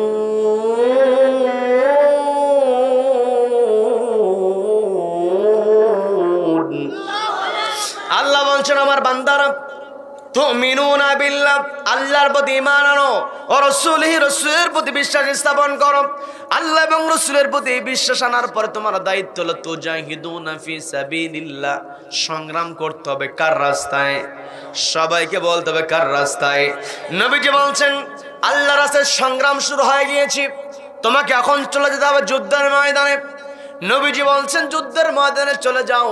আসওয়াদ রাখাল, তিনি তো ইসলাম কবুল করেছেন, রাখাল মানুষ ইসলাম কবুল করেছেন। মাঝখান দিয়ে আরেকটা কথা বলি, সেটা হলো আসওয়াদ রাখাল যখন নবীজির সঙ্গে দেখা করতে এসেছেন, নবীজির হাতে ইসলাম যখন কবুল করেছেন, নবীজি বললেন তুমি তোমার এই বকরির পালগুলো তো তুমি দিয়ে আসতে হবে তোমার মুনিবের কাছে। তুমি যার রাখাল, তুমি যার গোলাম, তার সম্পত্তি তোমার কাছে আমানত। নবীজি চাইলে চিন্তা করতেন এই রাখাল আমার হাতে হাত রেখে ইসলাম কবুল করেছে, এর বকরির পালগুলো আমি নিজেই নিয়ে নেই। নবীজি বলতে পারতেন কি পারতেন না? সবাইকে বলতে পারতেন কি পারতেন না? কিন্তু নবীজি তা করলেন না। নবীজি আসওয়াদ রাখালকে বললেন যাও তোমার মনিবকেই তোমার বকরির পাল ফিরায়া দিয়ে আসো। বলেন আল্লাহু আকবার। আরেকটা বর্ণনায় পাওয়া যায় নবীজি ওই আসওয়াদ রাখালকে বললেন তোমার মনিবের নামটা কি একটু বলো, আমি এই বকরির পালের সামনে তোমার মনিবের নাম বললে উচ্চারণ করব, এই তোমার বকরির পালগুলো মনিবের বাড়িতে পৌঁছায় যাবে। বলেন না সুবহানাল্লাহ। নবীজিকে মুআজ্জিজা দিয়েছিলেন কে? সবাইকে বলতে হবে তিনি কে? সেই আল্লাহ আজ আছে না নাই? আল্লাহ থাকবে আমি থাকবো না, কি কথা বলেন? কথা বলেন। এই আল্লাহর অস্তিত্ব, আল্লাহর ক্ষমতা। আমার পূর্বে আমার স্নেহের মুহাদ্দিস আব্দুর রাউফ হাফিজাহুল্লাহ তিনি আপনাদেরকে আল্লাহর ক্ষমতার ব্যাপারে কথা বলেছেন। আমি একটু আপনাদেরকে বলি ওই যুদ্ধের ময়দানে কি হলো। যুদ্ধের ময়দানে সাহাবী গিয়েছেন, আসওয়াদ রাদিয়াল্লাহু তাআলা তিনি গিয়েছেন। তার পূর্বে একটু কথা বলে নেই, সেটা হলো আল্লাহ হলেন সকল ক্ষমতার মালিক। কি কথা বলেন? কি কথা বলেন? নবীজিকে আল্লাহ বলছেন ওগো নবী আপনি বলেন পবিত্র কোরআনের 3 নম্বর সূরা সূরা আলে ইমরান আল্লাহ বলছেন কুলিল্লাহুম্মা মালিকাল মুলকি তুতিল মুলকা মান তাশাউ ওয়া তানজিউল মুলকা মিম্মান তাশাউ ওয়া তুইজ্জু মান তাশাউ ওয়া তুযিল্লু মান তাশাউ বিয়াদিকাল খায়র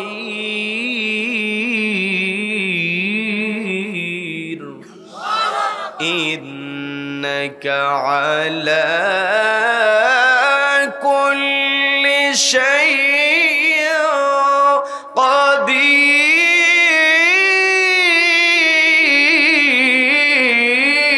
কাদির। আল্লাহ বলছেন ওগো নবী আপনি বলুন কুলিল্লাহুম্মা মালিকাল মুলক, ওগো আল্লাহ আপনি হলেন রাজত্বের মালিক। তুতিল মুলকা মান তাশা, আপনি যাকে ইচ্ছা রাজত্ব দিতে পারেন। ওয়া তানজিউল মুলকা মিম্মান তাশা, আবার যার কাছ থেকে ইচ্ছা আপনি রাজত্ব কেড়ে নিতে পারেন। আল্লাহ চাইলে রাজত্ব কেড়ে নিতে পারে, এতে কোনো সন্দেহ আছে নাকি? সবাইকে বলতে হবে সন্দেহ আছে নাকি? ফেরাউন তো তার রাজত্ব টিকিয়ে রাখার জন্য লক্ষ লক্ষ শিশু সন্তানকে হত্যা করেছে, কিন্তু শেষ পর্যন্ত তার ক্ষমতা টিকিয়ে রাখতে পারে নাই। কথা বলেন ঠিক কিনা? ফেরাউনকে আল্লাহ দুনিয়া থেকে বিদায় করেছেন, বড় কোনো শক্তি প্রয়োগ আল্লাহ করেন নাই, পানিতে চুবায় মেরেছেন। কি কথা বলেন? নমরুদ যখন তার চেয়ারটাকে পাকাপোক্ত করার জন্য জাতির পিতা ইব্রাহিম আলাইহিস সালাতু ওয়াস সালাম, কি কথা বলেন? যারা মুসলিম নিজেকে দাবি করবে, জাতির পিতা একমাত্র বলবে ইব্রাহিম আলাইহিস সালাতু ওয়াস সালামের নাম। ইব্রাহিম আলাইহিস সালাতু ওয়াস সালাম ছাড়া অন্য কেউ মুসলিমের কোনো জাতির পিতা হতে পারে না। কথা বলেন ঠিক কিনা? কি কথা বলেন? পিতার কথা বলতে বলতে দেশটাই রসাতলে। কি কথা বলেন? কি কথা বলেন? আজকে কোথায়, আজকে তাদের ক্ষমতা কোথায়, পালাতে বাধ্য হয়েছে। কি কথা বলেন? জাতির পিতা ইব্রাহিম আলাইহিস সালাতু ওয়াস সালামকে যখন ওই নমরুদ অগ্নিকুণ্ডে নিক্ষেপ করে দিয়েছে, সে মনে করেছিল আগুনে ফেলে দিয়ে ইব্রাহিম আলাইহিস সালাতু ওয়াস সালামকে ধ্বংস করে দেবে, কিন্তু ক্ষমতা তো কারো হাতে নাই। বিয়াদিকাল খায়র, সমস্ত কল্যাণ একজনের হাতে। তিনি কে? সবাইকে বলতে হবে তিনি কে। ইব্রাহিম আলাইহিস সালাতু ওয়াস সালামকে আল্লাহ টিকিয়ে রাখলেন, আর নমরুদকে আল্লাহ বিদায় করলেন। বড় কোনো শক্তি নয়, ছোট্ট একটা প্রাণী, মশা, তাও আবার ল্যাংড়া। কি কথা বলেন? কি কথা বলেন? ল্যাংড়া মশাতে বিদায় করেছেন। আপনারা ঘটনা জানেন, আমি বিস্তারিত বলবো না। এই যে কোরআনের জন্য নবীদিকে সবচেয়ে কষ্ট যে নেতা দিয়েছে, সেই নেতার নাম হচ্ছে আবু জেহেল। কি কথা বলেন? আবু জেহেল তো নেতা ছিল, শুধু নেতা ছিল না, নেতাদেরও নেতা। কি কথা বলেন? বড় নেতা। বড় নেতাকে সাইজ করতে আল্লাহ তো চাইলে বড় কোনো মুজাহিদকে দিয়ে সাইজ করতে পারতেন না, কিন্তু আল্লাহ তা করলেন না। কারণ ওয়াতানজিউল মুলক, আল্লাহ কারো কাছ থেকে ক্ষমতা কেড়ে নিতে আল্লাহর বড় কোনো শক্তির প্রয়োজন হয় না। কি কথা বলেন? আল্লাহ রাব্বুল আলামিন ওই আবু জেহেলকে নাস্তানাবুদ করার জন্য ছোট্ট দুইজন বালক, মাআজ এবং মুআওয়াজ, ছোট্ট মানুষ, তাদেরকে দিয়ে ওই ঘোড়ার উপর থেকে ফেলে দিয়ে একেবারে নাস্তানাবুদ করে দিলেন। আল্লাহ তো চাইলে বড় মুজাহিদকে দিতে পারতেন, কিন্তু আল্লাহ তা করলেন না। আব্রাহা যখন বিশাল বড় বাহিনী নিয়ে কাবাঘর ভাঙতে এসেছে, আল্লাহ তো চাইতে ওখানে পারতেন, ওখানে মক্কার মানুষ যারা ছিল তাদেরকে দিয়ে প্রতিহত করাতে পারতেন, কিন্তু আল্লাহ তা করলেন না। তয়রান আবাবিল, ঝাঁকে ঝাঁকে পাখি পাঠালেন, ছোট্ট ছোট্ট পাখি, ঠোঁটের মধ্যে পায়ের মধ্যে মটরদানার মতো পাথরকুচি উপর থেকে ছেড়ে দেওয়া হয়েছে। মুহূর্তের মধ্যে আব্রাহার হস্তি বাহিনী চিবানো ঘাসের মতো হয়ে গেছে। বলেন আল্লাহু আকবার। তার মানে আল্লাহ যদি কাউকে সাইজ করতে চান, আল্লাহর বড় শক্তির প্রয়োজন হয় না। আমরা ইতিহাস থেকে জানলাম, নমরুদকে আল্লাহ ল্যাংড়া মশাতে বিদায় করেছেন, আবু জেহেলকে আল্লাহ নাস্তানাবুদ করেছেন ছোট্ট দুইজন বালক দিয়া, আব্রাহাকে আল্লাহ সাইজ করেছেন একেবারে ছোট্ট পাখি দিয়া। আবার এই বাংলার জমিনে দীর্ঘদিন জুলুমের রাজ কায়েম করেছিল। কি কথা বলেন? কি কথা বলেন? প্রশাসনের প্রত্যেকটা জায়গা নিজের পছন্দের লোক। কি কথা বলেন? যেখানে প্রমোশন দিতে যাবে সেখানে 14 গোষ্ঠীর হিসাব নিয়েছে, 14 গোষ্ঠীতে কে কোন দল করে, আমার পক্ষের কিনা, সব যাচাই বাছাই করে হাজারবার ভেরিফিকেশন করতে করতে নিজের পছন্দের লোককে চেয়ারে বসায় দিয়েছিল। কিন্তু শেষ পর্যন্ত রব্বুল আলামিন ওই চেয়ার ছেড়ে পালাতে বাধ্য করেছেন। কি কথা বলেন? এই পালাতে বাধ্য করতো, সেখানেও কিন্তু আল্লাহ বড় কোনো দলকে সামনের কাতারে দেন নাই, কোন অস্ত্রধারী ইউনিটকে আল্লাহ সামনের কাতারে দেন নাই।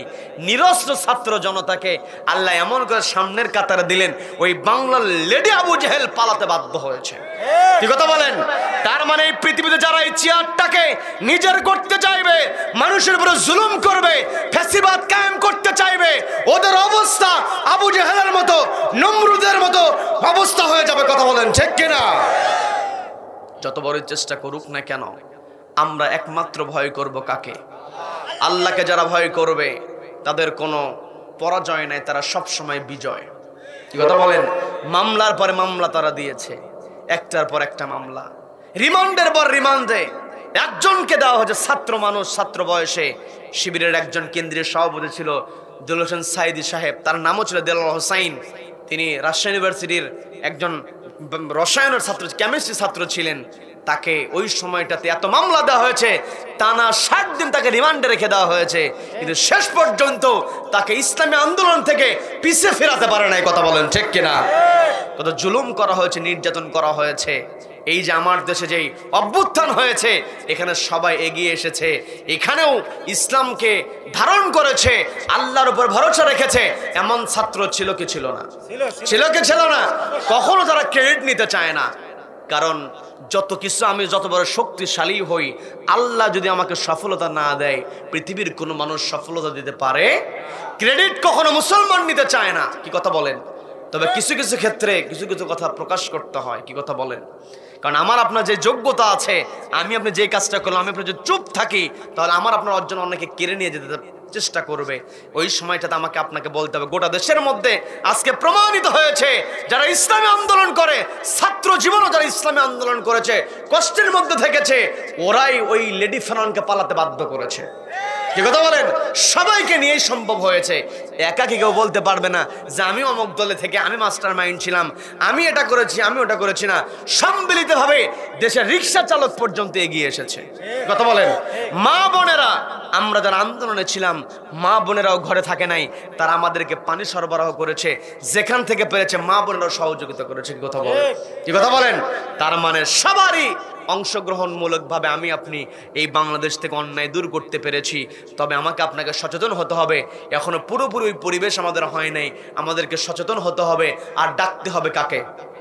সবাইকে বলতে হবে, ডাকতে হবে কাকে? আমাদেরকে ঐক্যবদ্ধ হতে হবে। আল্লাহ বলেন কুনতুম খায়রা উম্মাহ। আল্লাহ কিন্তু এখানে উম্মাহ শব্দ ব্যবহার করেছেন, জাতি শব্দ ব্যবহার করেছেন। জাতি মানে আমাদেরকে ঐক্যবদ্ধ হতে হবে, আমাদেরকে বিভাজন করা যাবে না।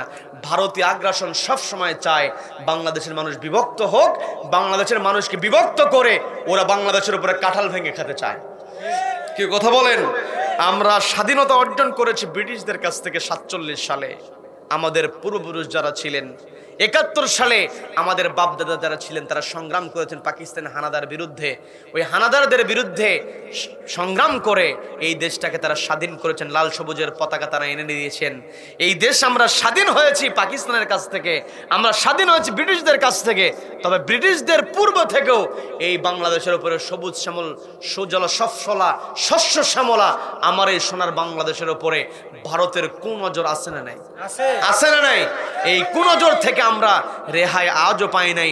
তবে 24-এর এই গণ অভ্যুত্থানে ওই ভারতের আগ্রাসন, ওই খুঁটিটা নড়বড় হয়েছে। এই নড়বড় খুঁটিকে আর শক্ত হতে দেওয়া যাবে না। এই নড়বড় খুঁটিকে ভেঙে চুরমার করে বঙ্গোপসাগরে ছুঁড়ে মারতে হবে। কারা কারা আমাদের পক্ষে আছেন দুই হাত উঁচু করে দেখান। আল্লাহু আকবার, আল্লাহু আকবার। সংসদে জালো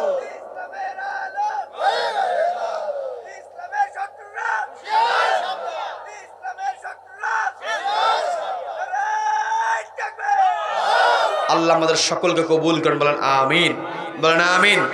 সম্মানিত দিনী ভাইয়েরা, আমরা আল্লাহর উপর আস্থা রাখবো।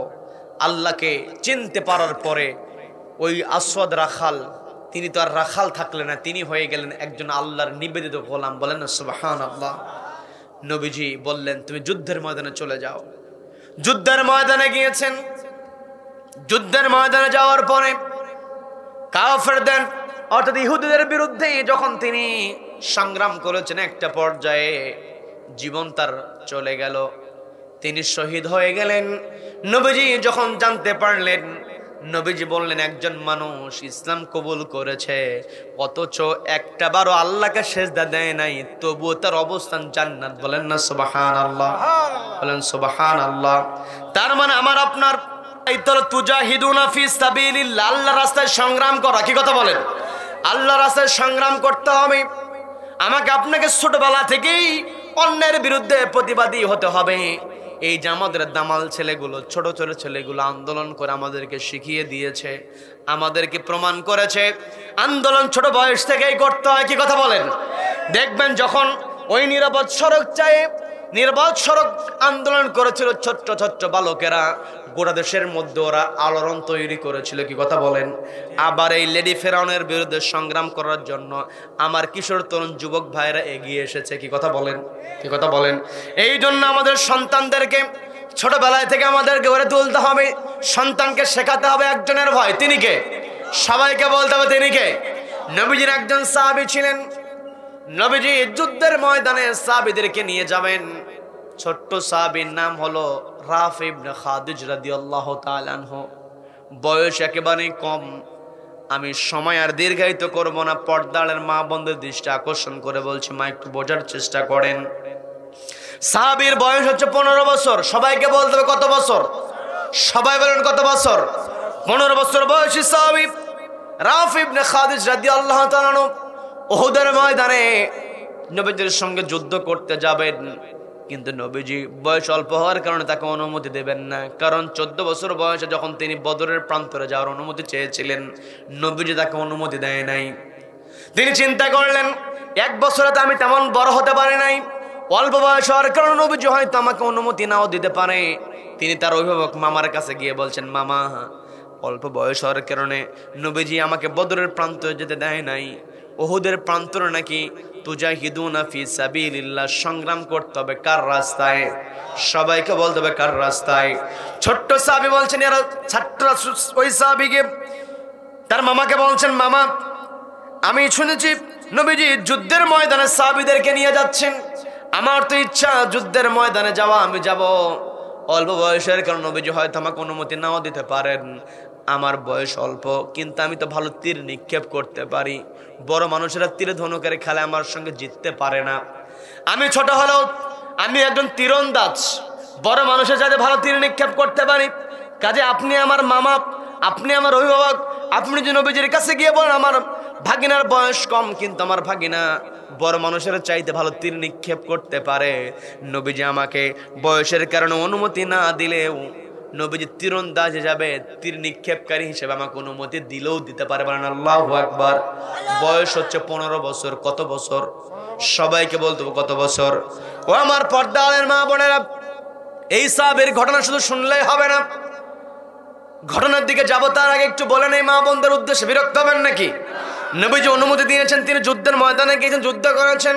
ঘটনা চমকপ্রদ ঘটনা আছে, তবে শুধু ঘটনা শুনলেই হবে না। মা আপনাকে আমি দৃষ্টি আকর্ষণ করে বলছি, একটু বোঝার চেষ্টা করেন। সাহাবীর বয়স 15 বছর, যুদ্ধের ময়দানে যাওয়ার আকাঙ্ক্ষা তার কেমন। যুদ্ধের ময়দানে সাহাবীরা 15 বছর বয়স অংশগ্রহণ করেছে। এই যে আজকের কোরআন কাবার চত্বরে সর্বপ্রথম যিনি তেলাওয়াত করেছিলেন, তিনি ছিলেন কিশোর সাহাবী আব্দুল্লাহ ইবনে মাসউদ রাদিয়াল্লাহু তাআলা। বলেন সুবহানাল্লাহ। কিশোর বয়সী 12 থেকে 13 বছর বয়সী মানুষ কাবার চত্বরে সর্বপ্রথম কোরআন তেলাওয়াত করে তিনি রক্ত জড়িয়েছেন। তার মানে ছোটবেলা থেকে আমার আপনার সন্তানকে শিক্ষা দিতে হবে কোরআনের পথে চলার। কি কথা বলেন? সন্তানকে নামাজের শিক্ষা দিতে হবে।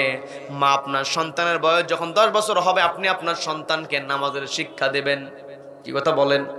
মা আপনি নামাজ পড়বেন, আপনার নামাজ পড়া দেখে আপনার ছোট বাচ্চা নামাজ পড়া শিখবে। কি কথা বলেন?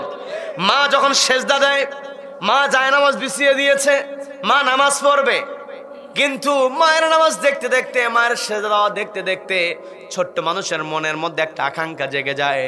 মা ওযু বানিয়েছে, নিজে নামাজ পড়বে, জায়নামাজ বিছিয়ে দিয়েছে। মাকে সুযোগ না দিয়ে 2.5 বছরের ছোট্ট বাচ্চা মায়ের আগেই জায়নামাজে গিয়ে সেজদা দেওয়া শুরু করে। দৃশ্য আছে না নাই? আছে না নাই?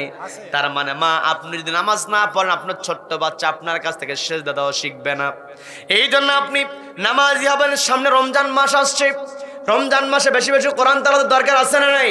ওয়াইদা তুলিয়াত আলাইহিম আয়াতুহু যাদাতুহুম ঈমানা। ঈমানদার বান্দার ঈমানটা বেড়ে যায় কোরআন তেলাওয়াত শুনলে। বলেন না সুবহানাল্লাহ। এই জন্য মা আপনাকে বলছি, রমজান মাসে মা বোনদের দায়িত্ব বেড়ে যায়। মা বোনদের ধান্দা কেমনে ইফতারের আইটেম বাড়ানো যায়। বুট ভিজায় রাখে, বন্দা তৈরি করে, তার পেঁয়াজি বানায়। সারাদিন কাজ করতে করতে ক্লান্ত, দিন শেষে গিয়ে দেখে কিয়ামুল লাইল করবে, তারাবি নামাজ পড়বে, ঘুমায় পড়েছে। কি কথা বলেন? কি কথা বলেন? মা আপনাকে রমজান মাস দেওয়া হয়েছে ইবাদত করার জন্য। এটা সুবর্ণ সুযোগ। মৌসুমের ইবাদতের মৌসুম হচ্ছে রমজান মাস। কি কথা বলেন? কি কথা বলেন? এই জন্য আমি এই জায়গাতে যারা আছেন, বাপজানেরা যারা আছেন, ভাইরা যারা আছেন, রমজানে আপনার বাড়িতে আপনার মা যখন কাজ করবে, আপনার বোন যখন কাজ করবে, আপনার স্ত্রী যখন কাজ করবে, আপনি যদি অবসর থাকেন, আপনি একটু সেখানে মা বোনদের সহযোগিতা করবেন। নবীজির সুন্নাত আদায় হয়ে যাবে। কি কথা বলেন? কি কথা বলেন? নবীজি যুদ্ধের ময়দান থেকে এসেছেন, হাতে তলোয়ার ছিল। নবীজি যখন দেখেছেন রান্না এখনো হয় নাই, নবীজি তার তরলটা নিয়ে বসে পেঁচ কাটা শুরু করেছেন। বলেন না সুবহানাল্লাহ। তার মানে সংসারের কাজ সহযোগিতার দরকার আছে না নাই? রমজান মাসে পরিবারের সবাই মিলে বাড়ির কাজ করবেন। আপনি একটু ঘর গোছানোর চেষ্টা করলেন, ঘর এলোমেলো হয়ে আছে, আপনার সময় আছে। দেখবেন রমজান মাসে অফিসের সময়টা একটু কমায় দেওয়া হয়। 8টার অফিস হয়ে যায় 9টায়, 4টার অফিস চলে আসে 3টায়, 5টার অফিস চলে আসে 3টায়। অতিরিক্ত সময় আছে না নেই? এই সময় দেওয়া হয়েছে, বাড়িতে গিয়ে আপনি একটু পরিবারের আপনার স্ত্রীকে, আপনার মাকে আপনি সহযোগিতা করবেন। আপনার মায়ের ক্লান্তি ভাব কমে যাবে, আপনি ভালোভাবে ইবাদত করতে পারবেন, আপনার মা আপনার স্ত্রীর ইবাদত করতে পারবে। অর্থাৎ রমজান মাসে আমি আপনি সবাইকে সহযোগিতা করব, কাকে সন্তুষ্ট করার জন্য? সবাইকে বলতে হবে কাকে সন্তুষ্ট করার জন্য। রমজান মাস খাইতে খাইতে অবস্থা শেষ, ইফতারিতে হাজার রকম আইটেম। কি কথা বলেন? কি কথা বলেন? রমজান মাস আল্লাহ খাওয়ার কোনো হিসাব নেবেন না, তবে আমার আপনার খাওয়ার হিসাব নাই, খাওয়ার হিসাব নাই, অবশ্যই আমাকে আপনাকে হিসাব দিতে হবে না। আমি আপনি কষ্ট করব, না খেয়ে থাকবো, এই না খেয়ে থাকবো, আল্লাহ আমার আপনার হিসাব নেবেন না এই বলে আমি আপনি সারাক্ষণ খাওয়ার মধ্যে থাকবো, এটা কখনো হতে পারে না। কথা বলেন ঠিক কিনা? কি কথা বলেন? আমি যে কথা বলতে নিয়েছিলাম ঘটনাকে আর দীর্ঘায়িত করব না, মা বোনদের উদ্দেশ্যে একটু কথা বললাম। একেবারে শেষ সময় চলে এসেছি। নবীজির সাহাবী যুদ্ধের ময়দানে যাওয়ার জন্য নবীজির কাছ থেকে অনুমতি নিয়েছেন। মামা নবীজির কাছে গিয়ে বলছেন, আমার ভাগিনাকে অনুমতি দিয়ে দেন, আমার ভাগিনা যুদ্ধের ময়দানে তীর নিক্ষেপ করতে পারবে না। আল্লাহু আকবার, আল্লাহু আকবার। ভাগিনার অনুমতি নবীজির কাছ থেকে নেওয়া হলো। ভাগিনা যুদ্ধের ময়দানে গিয়ে তীর নিক্ষেপ করেছে, একটা তীর এসে নবীজির সাহাবীর বুকের মধ্যে বিদ্ধ হয়েছে।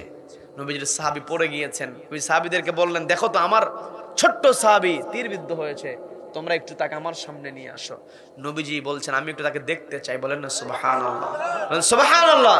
নবীজি যদি কাউকে দেখতে চান, তার চাইতে সফল আর কেউ আছে? সবাইকে বলতে পার সফল কেউ আছে? নাই। নবীজির সামনে আনা হলো। নবীজির সামনে তখন তাকে শোয়া দেওয়া হবে। নবীজি বলছেন, দূরে রেখো না, আমার এই রাফেকে আমার কাছে নিয়ে আসো, তোমরা ওর মাথাটা আমার উরুর মধ্যে রাখো, আমার কোলের মধ্যে রাখো। বলেন না সুবহানাল্লাহ। নবীজির কোলের মধ্যে যখন মাথা রাখলেন, ওই সাহাবীর চোখ বেয়ে পানি অঝরে পড়ছে। নবীজি বলছেন, কি দরকার ছিল? আমি তোমাকে অনুমতি দিতে চাই নাই, তুমি তোমার মামার মাধ্যমে অনুমতি নিয়ে এসেছো, কষ্ট হয়েছে। আজকে যুদ্ধের ময়দানে যদি না আসতে তাহলেই তো তোমার ভালো হতো, তোমার কষ্ট হতো না, তীরবিদ্ধ হতো না, রক্ত ঝরাতে হতো না। ছোট্ট সাহাবী বলছেন, ইয়া রাসূলুল্লাহ, হাবিব আল্লাহ, সাদ্দাকাতা, আপনি সত্য বলেছেন, আমি যুদ্ধের ময়দানে না আসলে আমার শরীরে তীরবিদ্ধ হতো না। তবে এটাও তো সত্য, আমার শরীরে যদি তীরবিদ্ধ না হতো, নবীজি আপনার কোলের মধ্যে আমি মাথাটা দিতে পারতাম না। বলেন আল্লাহু আকবার। কেমন ঈমান? বলেন আল্লাহু আকবার। তার মানে আমার আপনার চিন্তা হবে একজনকে সন্তুষ্ট করার, তিনি কে? আমার আপনার ভয় করতে হবে একজনকে, তিনি কে? আল্লাহকে ভয় করবো। আমার আপনার এক নম্বর পরিচয়, আমি আপনি কার গোলাম? সবাইকে বলতে হবে কার গোলাম? আল্লাহর গোলাম। আমি আপনি কার খলিফা? সবাইকে বলতে হবে কার খলিফা? আমি আপনি আল্লাহর গোলাম হিসেবে আমার আপনার ব্যক্তিগত যে আমলগুলো আছে আমি আপনি এগুলো করব। আর আমি আপনি আল্লাহর খলিফা হিসাবে আমার আপনার পারিবারিক জীবন, সামাজিক জীবন, রাষ্ট্রীয় জীবন, আন্তর্জাতিক অঙ্গন, প্রত্যেকটা জায়গায় যেন আল্লাহর নীতি বাস্তবায়ন হয়, এটার জন্য আমাকে আপনাকে কাজ করতে হবে। আল্লাহ বললেন, তা'মুরুনা বিল মা'রুফ, তোমরা সৎ কাজের আদেশ দাও, ওয়া তানহাউনা আনিল মুনকার, অসৎ কাজে বাধা প্রদান করো, ওয়া তু'মিনুনা বিল্লাহ, ঈমান আনো কার উপরে? তার মানে আল্লাহর উপরে ঈমান যদি আমার আপনার থাকে, আমার আপনার দায়িত্ব হলো আমাকে আপনাকে সৎ কাজের আদেশ দিতে হবে, অসৎ কাজে বাধা প্রদান করতে হবে, তবেই আমি আপনি আল্লাহর কাছ থেকে মুক্তি পেতে পারবো। কিন্তু আমি আপনি যদি সৎ কাজের আদেশ না দেই, অসৎ কাজে বাধা প্রদান যদি না করি, সমাজের মধ্যে আল্লাহ বলেন, ইন্নাল্লাহা ইয়া'মুরু বিল আদল ওয়াল ইহসান, তোমরা সমাজের মধ্যে ন্যায় এবং ইহসান কায়েম করো, ন্যায় বিচার প্রতিষ্ঠা করো।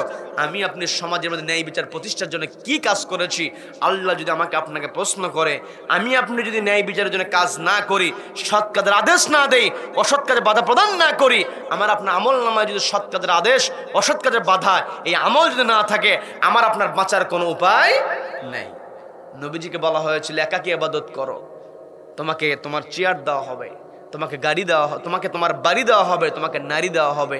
নবীজি বলছেন, আমাকে বাড়ি, গাড়ি, নারী যাই দাও না কেন, আমি একাকী ইবাদত করার জন্য আসি নাই। আমার এক হাতে যদি চন্দ্র দেওয়া হয়, আর এক হাতে যদি সূর্য দেওয়া হয়, তবু আমি একাকী ইবাদত করব না। আমার দায়িত্ব হলো লা ইলাহা ইল্লাল্লাহ, আল্লাহর বিধান ছাড়া অন্য কোনো বিধান চলতে পারে। আল্লাহর বিধান বাস্তবায়নের জন্য আমি আপনি কাজ করলাম না, মনে করলাম জান্নাতে চাল চালায়া চলে গেলাম না। জান্নাত অত সহজ নয়। কি কথা বলেন? কি কথা বলেন? জান্নাতে যেতে হলে অবশ্যই আল্লাহ কোরআনে যে নীতি দিয়েছেন, এই নীতি বাস্তবায়নের চেষ্টা আমাকে আপনাকে করতে হবে। কোরআনের রাজ কায়েম হোক আর না হোক, কথা বোঝার চেষ্টা করবেন, কথা ভিন্ন দিকে নেবেন না। কোরআনের বিধান বাস্তবায়িত হোক আর না হোক, এটা আমার আপনার দেখার বিষয় না। আমার আপনার দায়িত্ব হলো কোরআনের বিধান বাস্তবায়নের জন্য কাজ করা। বাস্তবায়িত হলেও আলহামদুলিল্লাহ, না হলেও আলহামদুলিল্লাহ। কি কথা বলেন? কি কথা বলেন? তবে আমার আপনার চেষ্টা করতে হবে। বাস্তবায়ন যদি আমি আপনি করতে না পারি, আল্লাহকে বলতে পারবো আল্লাহ চেষ্টা করেছিলাম, হয় নাই। কিন্তু আমার আপনার তালিকায় আমার আপনার আমল নামার যদি চেষ্টা না থাকে, আমি আপনি যেখানে যা করছি, মা ইয়ালফিযু মিন কওলিন ইল্লা লাদাইহি রাকীবুন আতীদ, সবকিছু প্রত্যেকটা কথা রেকর্ড করা হচ্ছে। কিরামান কাতিবিনা ইয়ালামুনা মা তাফআলুন। আমি আপনি যেখানে যেখানে কাজ করি না কেন, একেবারে পানির নিচে ঘর তৈরি করে সেখানে গিয়ে যদি আমি আপনি পরিকল্পনা করি, অন্যায়ের বিরুদ্ধে না দাঁড়িয়ে অন্যায়ের পক্ষে গিয়ে যদি আমি আপনি ষড়যন্ত্র করি, দুনিয়ার কোনো মানুষ দেখবে না, দেখবেন একজনকে। কে? তিনি কে? সবাইকে বলতো তিনি কে? তার মানে আমি আপনি যেখানে যা কিছু করি না কেন, আবার একেবারে গোপনে আমি আপনি আল্লাহর জমিন, আল্লাহর বিধান কায়েমের জন্য কোথায় কোন পরিকল্পনা করলাম, সবকিছু একজন দেখছেন, তিনি কে? সবাইকে বলতো তিনি কে? তার মানে আমার আপনার প্রত্যেকটা কাজ হবে সৎ কাজের আদেশ, অসৎ কাজে বাধা প্রদান। আমার আপনার টার্গেট হবে ন্যায় বিচার প্রতিষ্ঠা করা। যদি আমি আপনি ন্যায় বিচারে কায়েম করতে পারি, যেই সমাজে যেই রাষ্ট্রে ন্যায় বিচার আছে, ওই রাষ্ট্রে অন্যায়ের প্রতিবাদ করা সহজ। কি কথা বলেন? যেই রাষ্ট্রে যেই সমাজে ন্যায় বিচার আছে, ওই সমাজে সৎ কাজের আদেশ দেওয়া সহজ, অসৎ কাজে বাধা প্রদান করা সহজ। কি কথা বলেন? কি কথা বলেন? কাজেই আমাকে আপনাকে ন্যায় বিচার প্রতিষ্ঠা করতে হবে। আমার আপনার কর্মসূচি হবে, আমার আপনার পরিচয়, দুইটা পরিচয়। সবাইকে বলতে হবে কয়টা? সবাই বলেন কয়টা পরিচয়? এই দুইটা পরিচয়, দুইটা মেসেজ নিয়ে যাবেন। একটা হলো আমি আপনি আল্লাহর গোলাম, আরেকটা হলো আমি আপনি আল্লাহর খলিফা। আল্লাহর গোলাম হিসাবে আমার আপনার দায়িত্ব নিজে ভালো কাজ করা, আর খলিফা হিসেবে আমার আপনার দায়িত্ব সৎ কাজের আদেশ দেওয়া। তা'মুরুনা বিল মা'রুফ ওয়া তানহাউনা আনিল মুনকার। খলিফা হিসেবে আমার আপনার দায়িত্ব হলো সৎ কাজের আদেশ দেওয়া, অসৎ কাজে বাধা প্রদান করা। আর বান্দা হিসাবে এই কাজগুলো আমার সৎ কাজ করা, অসৎ কাজ থেকে দূরে থাকা। বান্দা হিসেবে এই কাজ করব, এবং খলিফা হিসেবে আমি আপনার সমাজে সৎ কাজের আদেশ দেব, অসৎ কাজে বাধা প্রদান করব। রব্বুল আলামিন আমাদের পরিচয়ের আলোকে আমাদের বাস্তব জীবনে এই সমস্ত আমলগুলো করার তৌফিক দান করুন। বলেন আমিন। বলেন আমিন। যতটুকু আলোচনা হয়েছে রব্বুল আলামিন আমাদের বাস্তব জীবনে আমল করার তৌফিক দান করুন। বলেন আমিন।